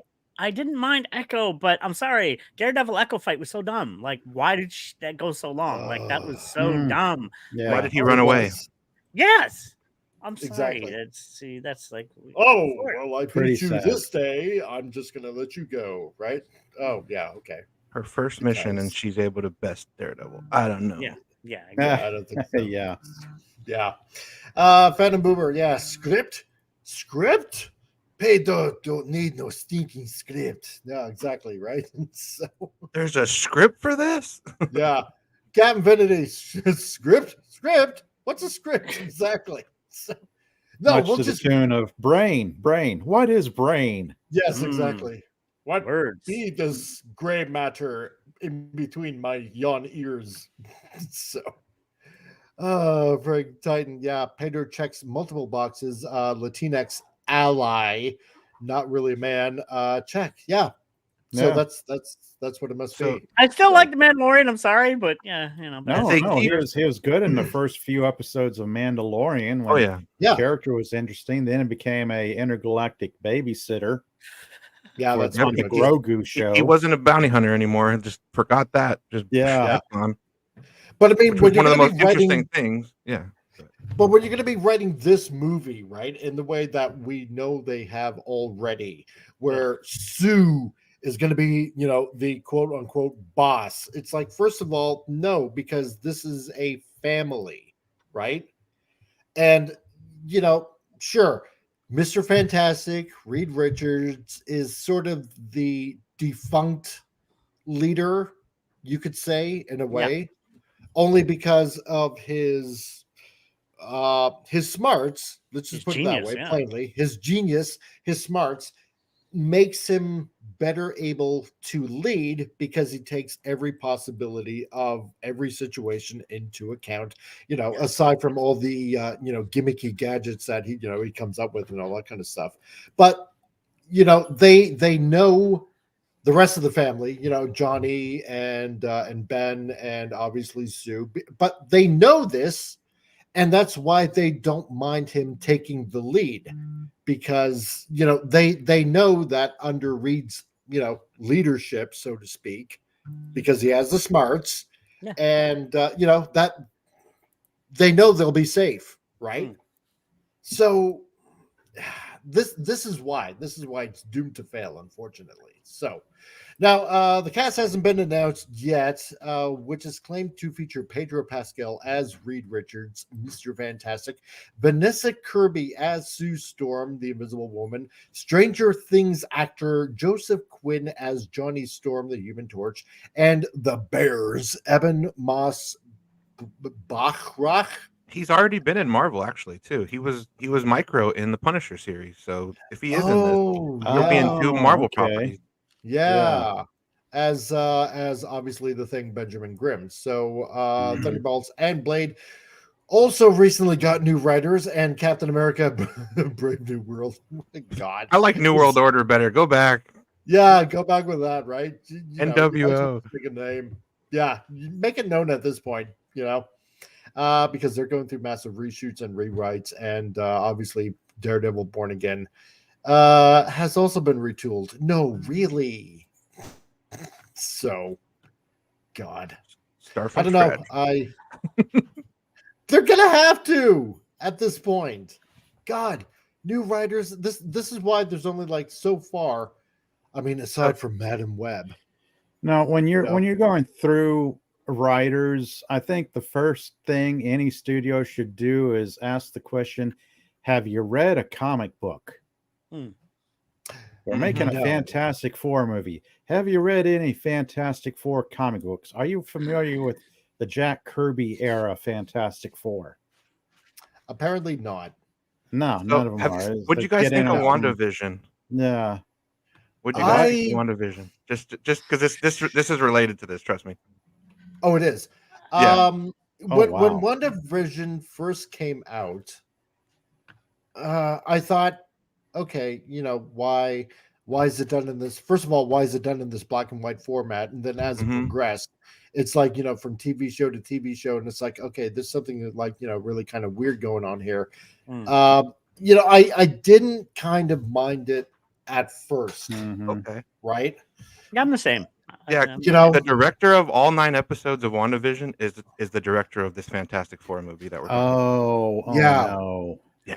So the first WandaVision, I kind of liked it at first because all 9 I thought episodes, the first 3 or 4 episodes were her dealing with grief, and I thought that was an interesting way for her to do that. But then the second half of it is like, oh, I hate this. This is awful. I don't know. There was just something about. At first, I didn't mind, but then when it came to such the point that they're, where things just, let's put it that way, start to get really ridiculous. Yeah, right? It's like the rails. Yeah, when it's like the people here just don't know what you sacrificed. Oh, that line gets me every time. It's like they don't know. Of course they know. You telepathically manipulate everybody prisoner. Yeah. Yeah, when like the mom from that 70s show was like, please let us go. Like, Jesus. Yeah. It's like, that's not good. No, it's not a hero. She's not a hero. I'm sorry. No. She's an absolute villain. And there's no repercussions from that. Her character is still treated like, okay, well, you're kind of a hero. We'll just let it slide. Exactly. Never mind the population of an entire town or county is having to have mental health treatments for what you did to them. And where's White Vision been after that? Yeah, exactly. He's just around. Yeah. Because I thought in Multiverse of Madness that, for sure he'd be, I know, like pop up. He should have been involved to help her or something, but nope. Yeah. I thought for sure he'd pop up in that movie. Never happened. Yeah. No. Titan says, yeah, they asked the writers if they're fans of the comic books and they say yes, they're fired. Yeah. Yeah, that wouldn't surprise me. It would not surprise me. Oh, do you know anything about this comic book? Why, yes, I do. Oh, no, we can't use you then. Yep. So, because you'll say true to the source material. Yeah. Yeah. The comic book blank slate test. Yeah. Like, I want you to go through that door. Don't mind if you fall. You'll just end up in a wood chipper, right? So, oh, well, that doesn't sound very progressive at all, does it? So, no, they don't want to Rocket Flats, not the abattoir. Yeah, exactly. Rock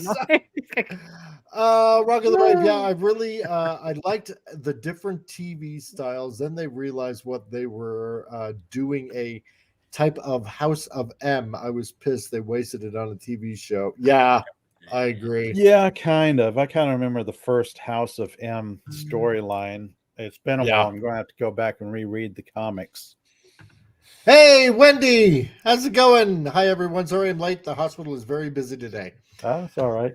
Well, as long as we don't end up killing somebody in the emergency room, then hey, we're okay with that. So exactly. Yeah. Snow says, yeah, I want Doomcock to play Dr. Doom. Yeah, talk about method acting. There you go. But Doomcock needs a bit of an Eastern European kind of accent. That's what I gotta have.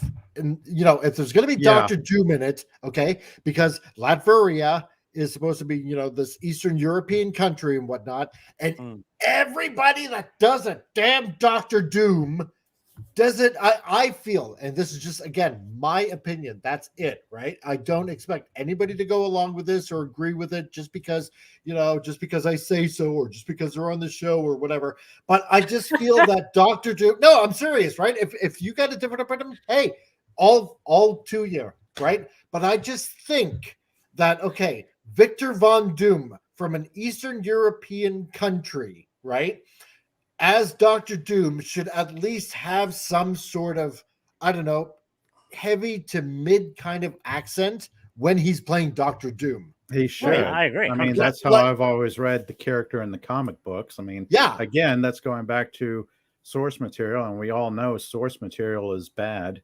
Like an evil German Nazi mad scientist. Yeah. Mad Nickerson could do it. Yeah. Or some heavy almost kind of communist accent of some sort, because it's kind of a Russian, Eastern Russian accent, that sort of thing. 100%. Yeah. I would love to hear that, but no, we always get like this, straight American, accent, so to speak, like in the Fox rendition, with Jessica Alba and all of them, right? With what's his face from that one show that was on with they were what was it, plastic surgeons or whatever it was, that show. What's his face that played Dr. Doom? You know who I'm talking about? Nip Tuck? Yeah, Nip Tuck. Yeah, Oh, that guy's okay. a Nip Tuck. Yeah. It's like nah, yeah. But it's like it doesn't fit. I need a Dr. Doom with this Eastern Russian or Eastern European kind of sounding voice, right? That would just make it great for me for Dr. Doom. But it's John Malkovich. For Dr. Doom? Mm-hmm. Interesting. That would be interesting. John Malkovich. Just throwing out to people that I know have done Russian accents and things. Yeah. Sure. But it's a toughie. But yeah, so another writer, woohoo, great, another delay, blah blah blah. So, and comedy and romance writers, like, where was the comic book value into that, into their writing abilities? None. Yeah, none. No, exactly. It's nothing. It's no. But speaking of more Marvel, oh no! Remember there's more. Man, I can see their stock just falling as we're talking. I know, right? Quick, now remember stock Fist that was on Netflix, right? Now it wasn't the best, but it was decent. I didn't hate it. I actually didn't hate it either. No. Right. Season 2 was this.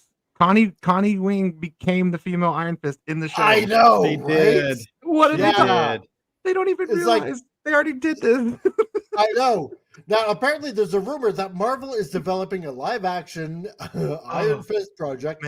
Will sideline Finn Jones, Danny Rand in favor of the female lead. Of course, because that's where they left things off, right? In the Netflix series, that she was the new Iron Fist. Colleen Wing was Iron Fist. So silly. Yeah, exactly. Oh, She was. God, I'm like, They've already done this. They're rehashing territory they've already been down. Yep. Exactly. There you go. And hey, Tim Talk, how's it going? Vote for Pedro. Yeah. Vote for me. Yet. I will My vote head got not really for hot. Pedro Pascal. So, but yeah, so they're gonna sideline him. So basically, I guess they're continuing the storyline, I suppose. Yeah, just rewatch season 2, Marvel. You have it already there in your library. Exactly. You did it already. In a rumor that, if true, would indicate that the studio has learned absolutely nothing from the failure of their previous such attempts at pandering, a new internet whisper suggests that Marvel is working on a new live-action Iron Fist project set within their cinematic universe, right? Because, yeah, remember, I think it came out a few weeks ago that obviously the Netflix series is going to be part of the whole MCU, blah, blah, blah, blah, blah. Yeah. Much to everybody's hopes and dreams. So, yeah, I guess they're going to be doing that. Now, apparently that Marvel is working on a new live action Iron Fist project set within their cinematic universe, but rather than Finn Jones' incarnation of Dandy Rad, the titular title will instead be held by a female lead. Yeah, because we kind of saw that at the end of season 2 like many years ago. Yep. So call up Jessica Henwick. She'll do it again. She's already done it. Exactly. So stupid. Yawn. I know. They're running out of things to do. They don't even realize they've done these already. Like, that's how bad it's getting. Like, they're just circling the block again. Like, I know, right? I think this is great. I think this is fantastic. They so need to continue down. They need to double down on this and follow through with it. Yep. That one, when it crashes and burns, yep, and Disney has to sell off parts of their properties to stay afloat. Yep. People who really care about the franchises, somebody out there may buy a Marvel from Disney and go, it's been 15, 20 years since Disney did anything with this. Well, let's go back to the old comic books from the 70s, 80s, and 90s and see what we can do with these characters. That's right. See, what I thought they were going to do was the Heroes for Hire, and they had Misty Knight, and she had her cyborg arm, and they had Colleen Wing with her Iron Fist arm, and like there you go. You have an Asian woman, and you have a black woman, so you have diversity up the yin yang, and you have a woman leads. Marvel, it's right there. It's you right already there. Have it set up. Exactly. Oh Pick my God. up a comic book and read it. You've got the dialogue. Maybe that's the problem. Maybe that's the problem. They can't read. They can't read. They don't want to. It's like, oh, comic books. What are these? Comic books are for kids. Come on. Yeah, exactly. Right. It's like, well, then why are you writing for? Why are you making movies and spending multi-millions of dollars to create it if you for the message? Yeah. You can just pay somebody to read the comic books on the team, and then they can relay what they just read. If you don't have the time to read it, just pay someone to read it for you. Okay, Jimmy, I'd volunteer. Right? I'll read the comic books. I want you to get in bed, Jimmy, and I'm going to read you a story. Oh, boy. Now, as relayed by a number of outlets, including the Hollywood Handle, Film Updates, and Daredevil Updates, word that Marvel was interested in revisiting the culture of Kunlun was first let slip to the public on January 27th, courtesy of noted scooper Daniel RPK Richmond to his personal Patreon account, right? So in here, we got a comic page. That I could somehow rape her ancestors? What? Okay. I would even what the hell? And pew pew pew pew pew. Iron Fist. Oh wow, Iron Fist of 1545 AD. Okay. Oh, okay. And of course, it's a woman. Look like Mulan. Yeah, it's Mulan. Yeah. Yes, Disney's Mulan. I was just about to say. Yes. They've retconned their own history. Yes, it's Mulan.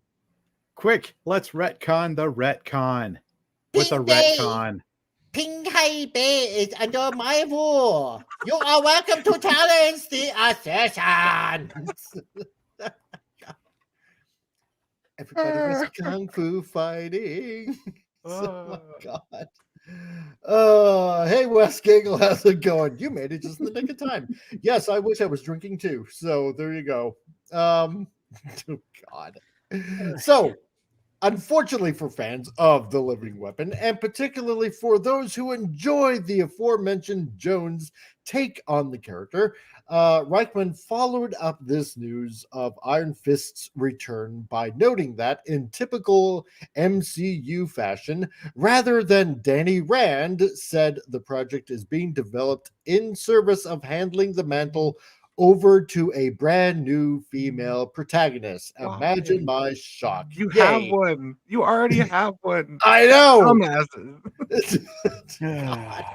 Further, the scooper noted that while this production decision means Jones Rand will no longer serve as the franchise's resident champion of Kunlun, it did not preclude the curly-haired hero from making future appearances in the MCU, whether in said Iron Fist project or elsewhere. Wow, you won't even include him. It's like they didn't even watch the second season of Iron Fist. No, they didn't. By the way they're talking, they don't even know what happens to his character. No, because he got sidelined. He got upstaged. Majorly. He already passed the mantle to her. Like, that already happened. Like, oh man. I think the only problem I had with him was his fight choreography. They could have gotten Finn Jones with a fight choreographer saying, okay, by the time I'm done with you, you're going to be fighting like Bruce Lee or Jackie Chan. Yeah, exactly. That's what I would have expected. But that would mean work. That would mean work. Yeah. Now, at the time of the scoop, Richmond did not provide any suggestion as to the potential identity of Danny Female's successor. Oh, I'm sorry. But here we go. We already had one. Yeah. So to this end, speculation suggests that should Marvel choose to try to keep some semblance of continuity between the original Iron Fist Netflix series and this new project, as they did with Daredevil and Daredevil Born Again, a likely candidate would be the MCU's version of Colleen Wing, as portrayed by Jessica Henwick, whose story ended up having both inherited the power of Shao Lao and beginning to use it in the service of protecting New York City. Yeah. Yes. There it is. Quick, somebody call up Jessica Henwick. Ask her if she's busy. Yeah, exactly. So, I'm sure she's looking for work. Yeah. You know? And Colleen, she was one of the better parts of the show, honestly. Yeah, she was. Yeah. I didn't mind her character whatsoever. No. It's right there. It's on a platter. It's easy enough. Just scoop it up. Like what? It's handed to you. Diverse female right here. Platter. Boom. Snell Mazar, Iron Fist was a whiny bitch in the next one show. Yep. He was to a certain degree. I'll give it that. Yes. So, the Titan also says the fight choreography and the story of Iron Fist was a letdown. Yep. So wanted to build up to Heroes for Hire. They'll probably do her O's for hire now. Nice. Heroes. Oh god. Yeah, like what a fun show that would be though. Like Heroes for Hire, you have like her and Misty, and then like you could have like a weekly cameo of like a different hero in New York or something popping in to help them, like Punisher or Spider-Man maybe could pop in for one episode. Like you never know who's gonna show up. That'd be like a fun formula. Miss Marvel. You guys already written a 10 times better show. Right off the Bishop would show up. Yeah, because they kind of alluded to that in the Netflix series, right? With her and Misty were talking about that. Her and Misty and I are like, maybe we should start our own little bureau to help people. And it's like, okay, Heroes for Hire, it's right there. And then nothing happened. Because you had Cage and you had Iron Fist. And on occasion they would team up, so you had that little Heroes for Hire kind of moment a little bit here and there, right? Yeah. And you got the Defenders. I know it wasn't as good, like it probably should have been, but you kind of had that as well. And hail, Snorter Poopus, how's it going? You know what I found out earlier too is the writer or the director of 2 of the Defender episodes is the director of the Madam Web movie. Oh god! Oh, wow! So she directed a little bit of This explains everything. Defenders. What's up, Snortopoopas? Yeah. Yep, You, it's all you can connected. even bring Jessica Jones in for a couple, and she can help them out. Like I loved her. Yeah. Yeah, exactly. Jessica Jones and any of those, the defenders could join the Yeah. Heroes for Hire, and then anybody else that's in New York. You could even tie in the them- Fantastic Four at some point, maybe. Bring them all back. Just bring it all back. Just continue the story, right? Echo, Punisher, all these. Jessica Jones, Iron Fist, Luke Cage. Just bring them all back. Continue the stories, right? Yeah, Because I pretty much enjoyed all of the Netflix Marvel. Yeah, Luke they know Cage, what they were Jessica doing. Jones. Those it were was great. awesome. It was. Daredevil was David fantastic. Tennant in the first season of Jessica Jones was amazing. As Oh Kilgrave. man, Oh my gosh. Dude. David Tennant playing the purple guy. Fantastic. Fantastic. So, but no, just continue where it left off. Have Colleen Wing, right? Mhm. Back. And just continue the story there, right? And I don't know, maybe at the end of this season, should they just go with that particular direction, then just give it back to our main protagonist, because that is who he is supposed to be, right? The Iron Fist. It just makes for interesting storytelling, right? So because you could write it in such a way, it's like, I have to get used to how to use this power now, and how do I deal with that? How do I summon? It just takes a certain amount of training and stuff like that. There's so many things that you can do to make your character interesting. Don't hate the character. I thought, well, this is kind of a weird twist at the end of season 2 of Iron Fist, and just eventually give it back to him at the end of the next season. Yeah. right. And then, but no, he's a white male. Can't do that. I was about to say the thing I've noticed on these articles that we've looked at so far is a lack of the white male lead. Yes. Because we can't We've have had too white many of male those, yeah. leads in prominent roles. Yeah, exactly. Everybody just needs to be ruled by the vajayjay and look out every 28 days. So, Yeah.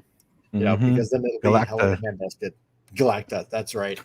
So, however, should the studio wish to introduce a new character to fulfill their role, their source material offers up a line or a number of potential and established options regarding the concept of a female Iron Fist, including the living weapon of 1 million BC, known as, oh my god, what?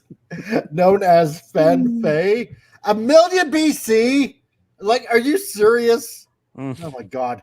The Chinese pirate queen Wu Aoxi, the one-time potential Phoenix host Feng Ji Wu, and Pei, a young Kunlun native who learned to wield the Iron Fist after receiving training directly from Danny himself. Like, oh my god, I'm sorry. Just this 1 million BC thing kind of threw me off. Yeah, that throws you for a loop there. You might as well just get Raquel Welch back again, right? Because she's hot enough, and she was great in 1 million BC. You know what I'm talking about, the movie. So Yep. Raquel Welch can move my Iron Fist any day. So What?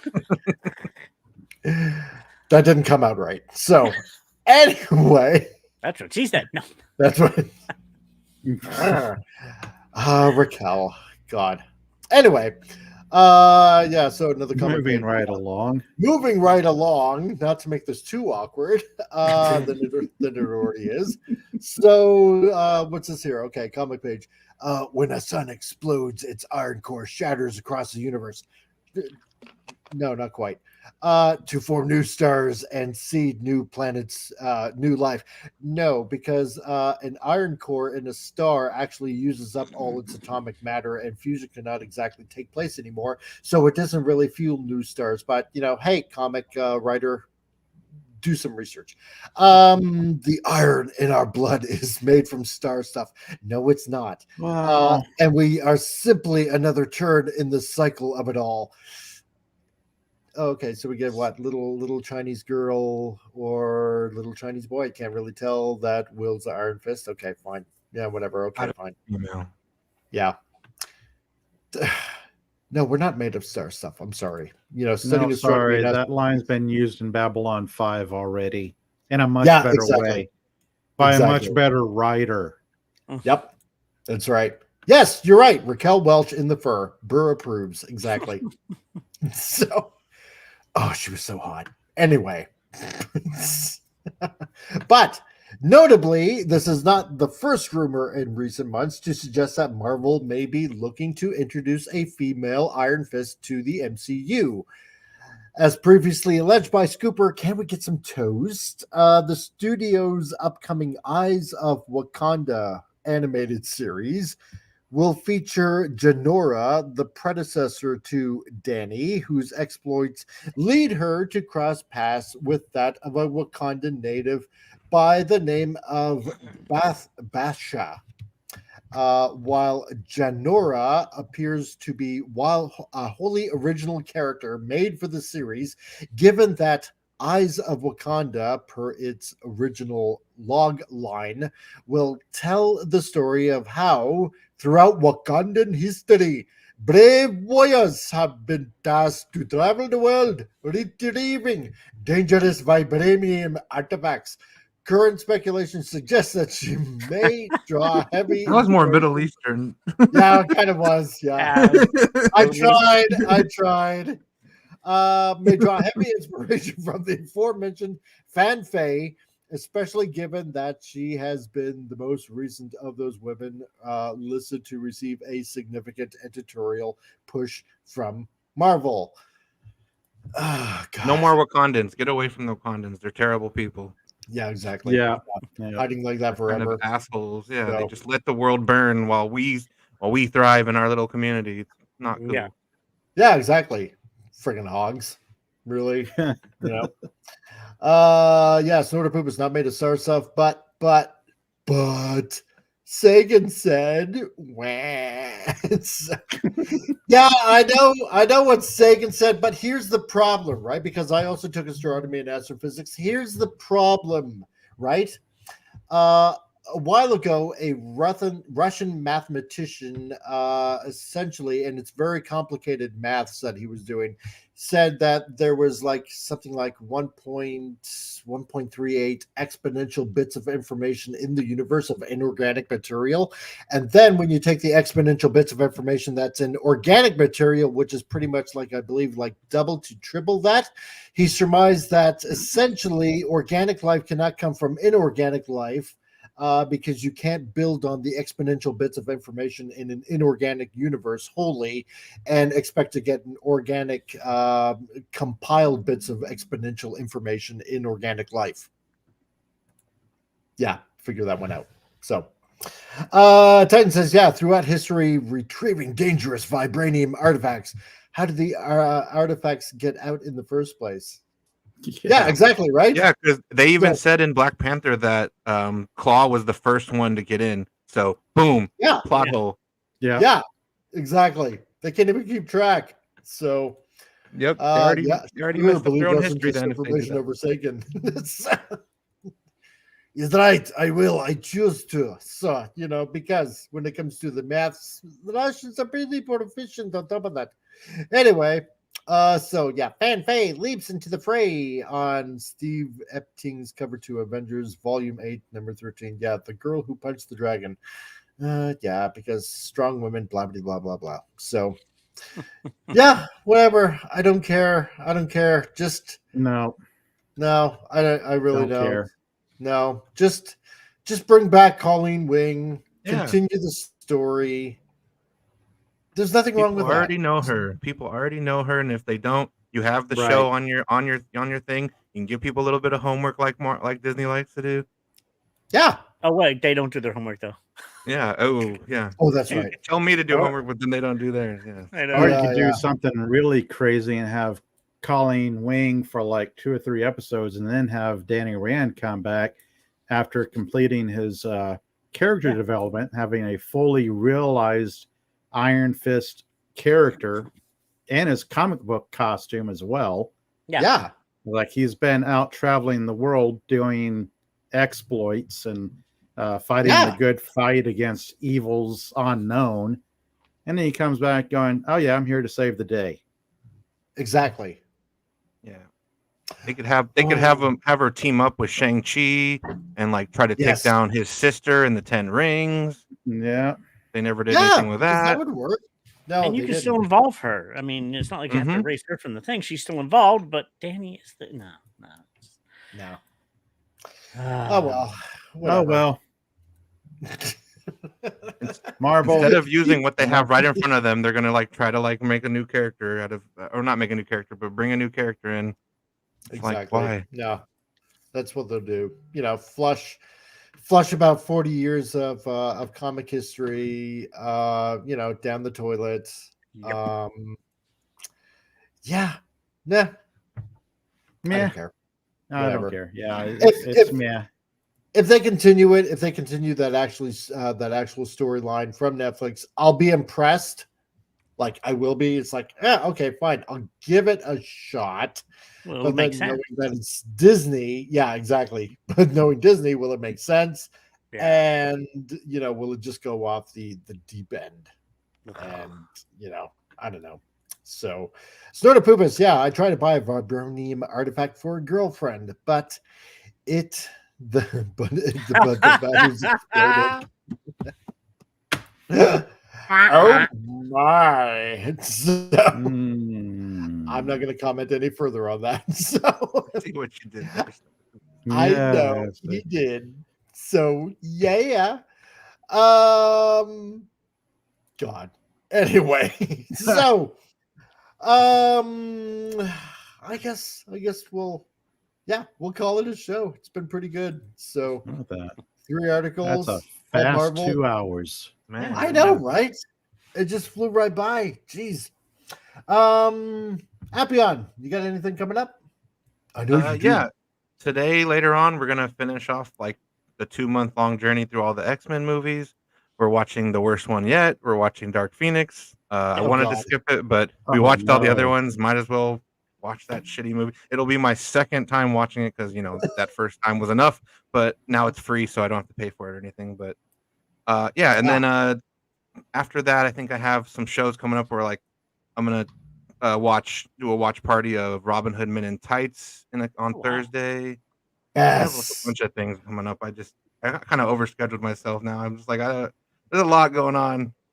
That's cool, though. I mean, that's cool to have a schedule like that. Yeah. I don't know what I'm doing until the actual day sometimes. It's like, what am I going to talk about tonight? Yeah. A lot of stuff coming up in February for me. Yeah, that's cool. Awesome. Well, that's quite coincidental, Bob, because I was going to ask you what you were. Oh, nice segue there. What are you doing? Oh, put me on the spot. Because I love you. Yeah, scripting out my next few live streams. My live stream for TV shows I can't recommend. That could become a 2-parter. Man, you might need to just turn that into a serease. I think it'll be a series. Yeah, exactly. They're like, these shows suck. Here's why. And a warning: avoid at all costs. Have like Mahler-like videos or like 12 hours long. Yeah, exactly. Right? You torture yourself for the film. Here's all the things wrong with this for 12 hours. Holy shit. Yeah. I'm sticking to I'm doing my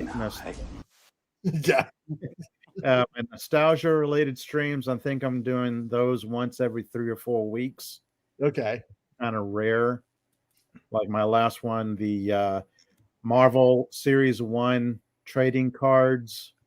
I still have Series 2 and 3, then the Marvel Masterworks trading cards. I'll work those into a future nostalgia related stream. Like back in the day when I was hanging out at comic book stores and hanging out with friends, chatting about superheroes, like who's the best at this or that or the other thing, and ripping through packs of cards, putting together sets. Like, oh, I'll trade you this for that one. Like, I've got 2 of these. I'll trade you for that one. Yeah, I remember those days. Back in the day, nostalgia. Was the best of times. It was the worst of times, but Oh, it was yeah. mostly the best of times. It was mostly the best time because we're in the worst of times right now. Yeah. Thank you, yeah. MCU. Yeah, exactly, man. No, but that's cool. Oh yeah, Yeah. and then you did that stream on AI comics and stuff like that. Yeah. I was chatting some about AI comics last night. I was going over a few articles on the lawsuits, the active lawsuits that I was really surprised. Like, there's some actual lawsuits about the AI algorithm scraping images from every place. Yeah. And then using the digital information, the ones and zeros, I guess, in the algorithm to put together new images. Yep.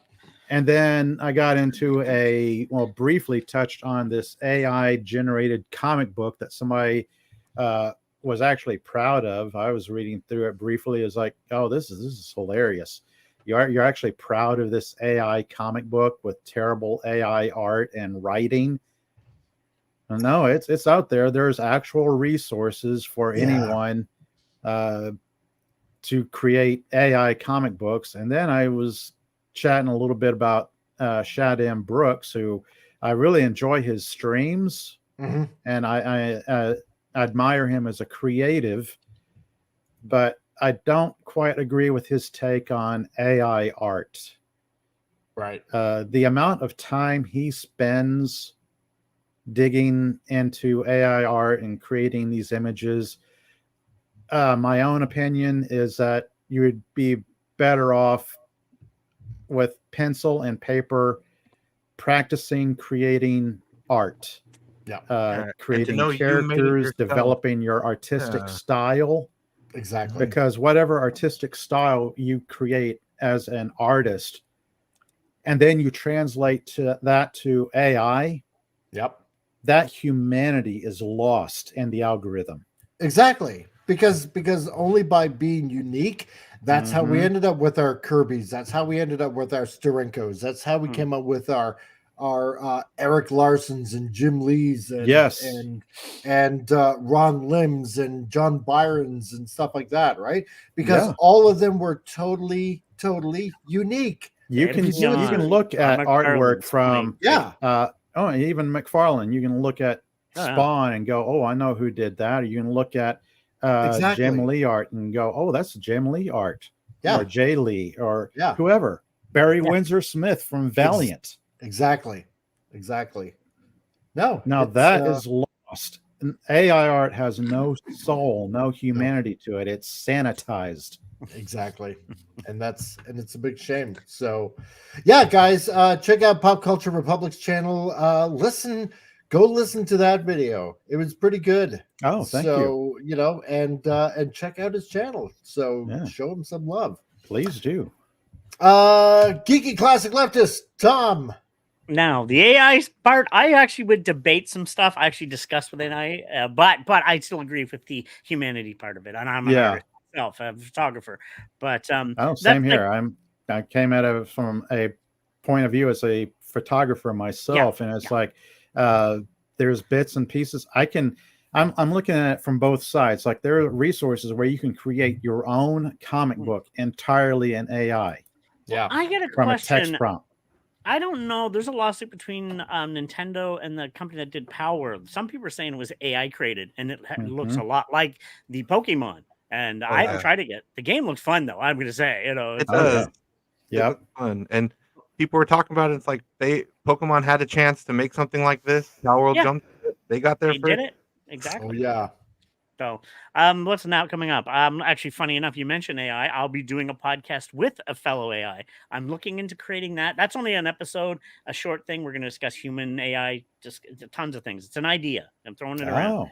Very cool. Yeah. But now, as for myself, again, I'm looking to talk about wrestling, video games, comic book stuff. Not quite jumping on other people's toes. I want to try to get my own original thing, but things that I like, and I'm still in the works. But like I said, stay tuned for that, because right now I have to work on things that are going to make me money right now, and that's these projects I'm working on with the Tent Villages, doing black and white photography, telling the story. Hopefully, going to get a gallery showing, maybe if I can, for the creation grant, get new equipment, and then I can start making more money doing commercials, and stuff. Very cool. And then I'll concentrate on content for the channel. But right now, it's just paying the bills and eating. You took the first step in creating the channel. That's a big thing right there. Yeah. So totally ready to go. So nice. Well, that being said, I want to say also thank you to our new member on this channel, Suzanne Eckstein. Welcome to the channel. Welcome One of us. You are now in the rabbit hole. Exactly. It was the best of times, was the worst of times, but it was a time. So, and so thank you very much for shining up and getting a membership and all that. And for all of you other guys out there, guys and gals, because there's only two genders. If you that's correct, it's just guys. Hi guys. Exactly. Hey, you guys. Oh, pop at the same time. Great. Hey, you guys. That was perfectly timed. Perfectly timed. That was awesome. If you feel so inclined to pick up a membership, I would greatly appreciate it. Hit the only on this channel. Join us. Oh man, yeah, join in and spread the. I can't even remember what I was going to say. Yeah, spread the love. Hit the like button. Hit the subscribe button. Get yourself a membership. Caring. Exactly. And and check out these other guys on this channel. Links are in the chat right there. Go check them out. Subscribe to these guys as well. I'm using guys a lot, but that's okay because they're not babes or they're not dudettes. So there. Wait, no boobs. Okay, you're good. Not yet. I'm working on reducing that. So yeah. Solely a weight thing. Maybe it's glandular. I'm not sure. But anyway, so I hope it's not glandular. As long as you're not milking, you're okay. Yeah, well, it's not an Audi yet. So I'm talking about my belly button. So anyway, no, I'm not talking about that. So to everybody out there, everybody on the panel, we will see you on a Friday where we end the week. Hope to see you all there. Everybody have, I hope you had a wonderful weekend and have a really great rest of the week. And we will see you guys on Friday where we do the same thing again. And yes, we will try to carry on the story of the carotenoids. Oh, I can't wait. Carry on, my man. I cannot wait for that. There we go. So great writing. Yeah. I know. It really is. Yeah. Breath of fresh air. Better than any Marvel story so far. So, not that that's hard. Well, no, that's true. So, Titan says, yeah, just remember our betters in Hollywood say male and pale is stale. Really? They say that? Well done. I like that one. Yeah. So, we should be able to guess every movie for the next few years, at least until they financially collapse. Yeah, there we go. I like that. Male, get a tan. That's right. Male and pale is stale. Wow. Loopholes. Damn it. So from everybody here on the panel to everybody out there in the chat, thank you. Whether you're watching this on the rewind or you're here right now, greatly appreciate it. Hit the like button on the way out if you can. I'd greatly appreciate it. And check out these guys. Their links are in the chat as we speak. And we will see you on a Friday. Yep. So from everybody here, see ya. Toodles. Bye. Later, everyone.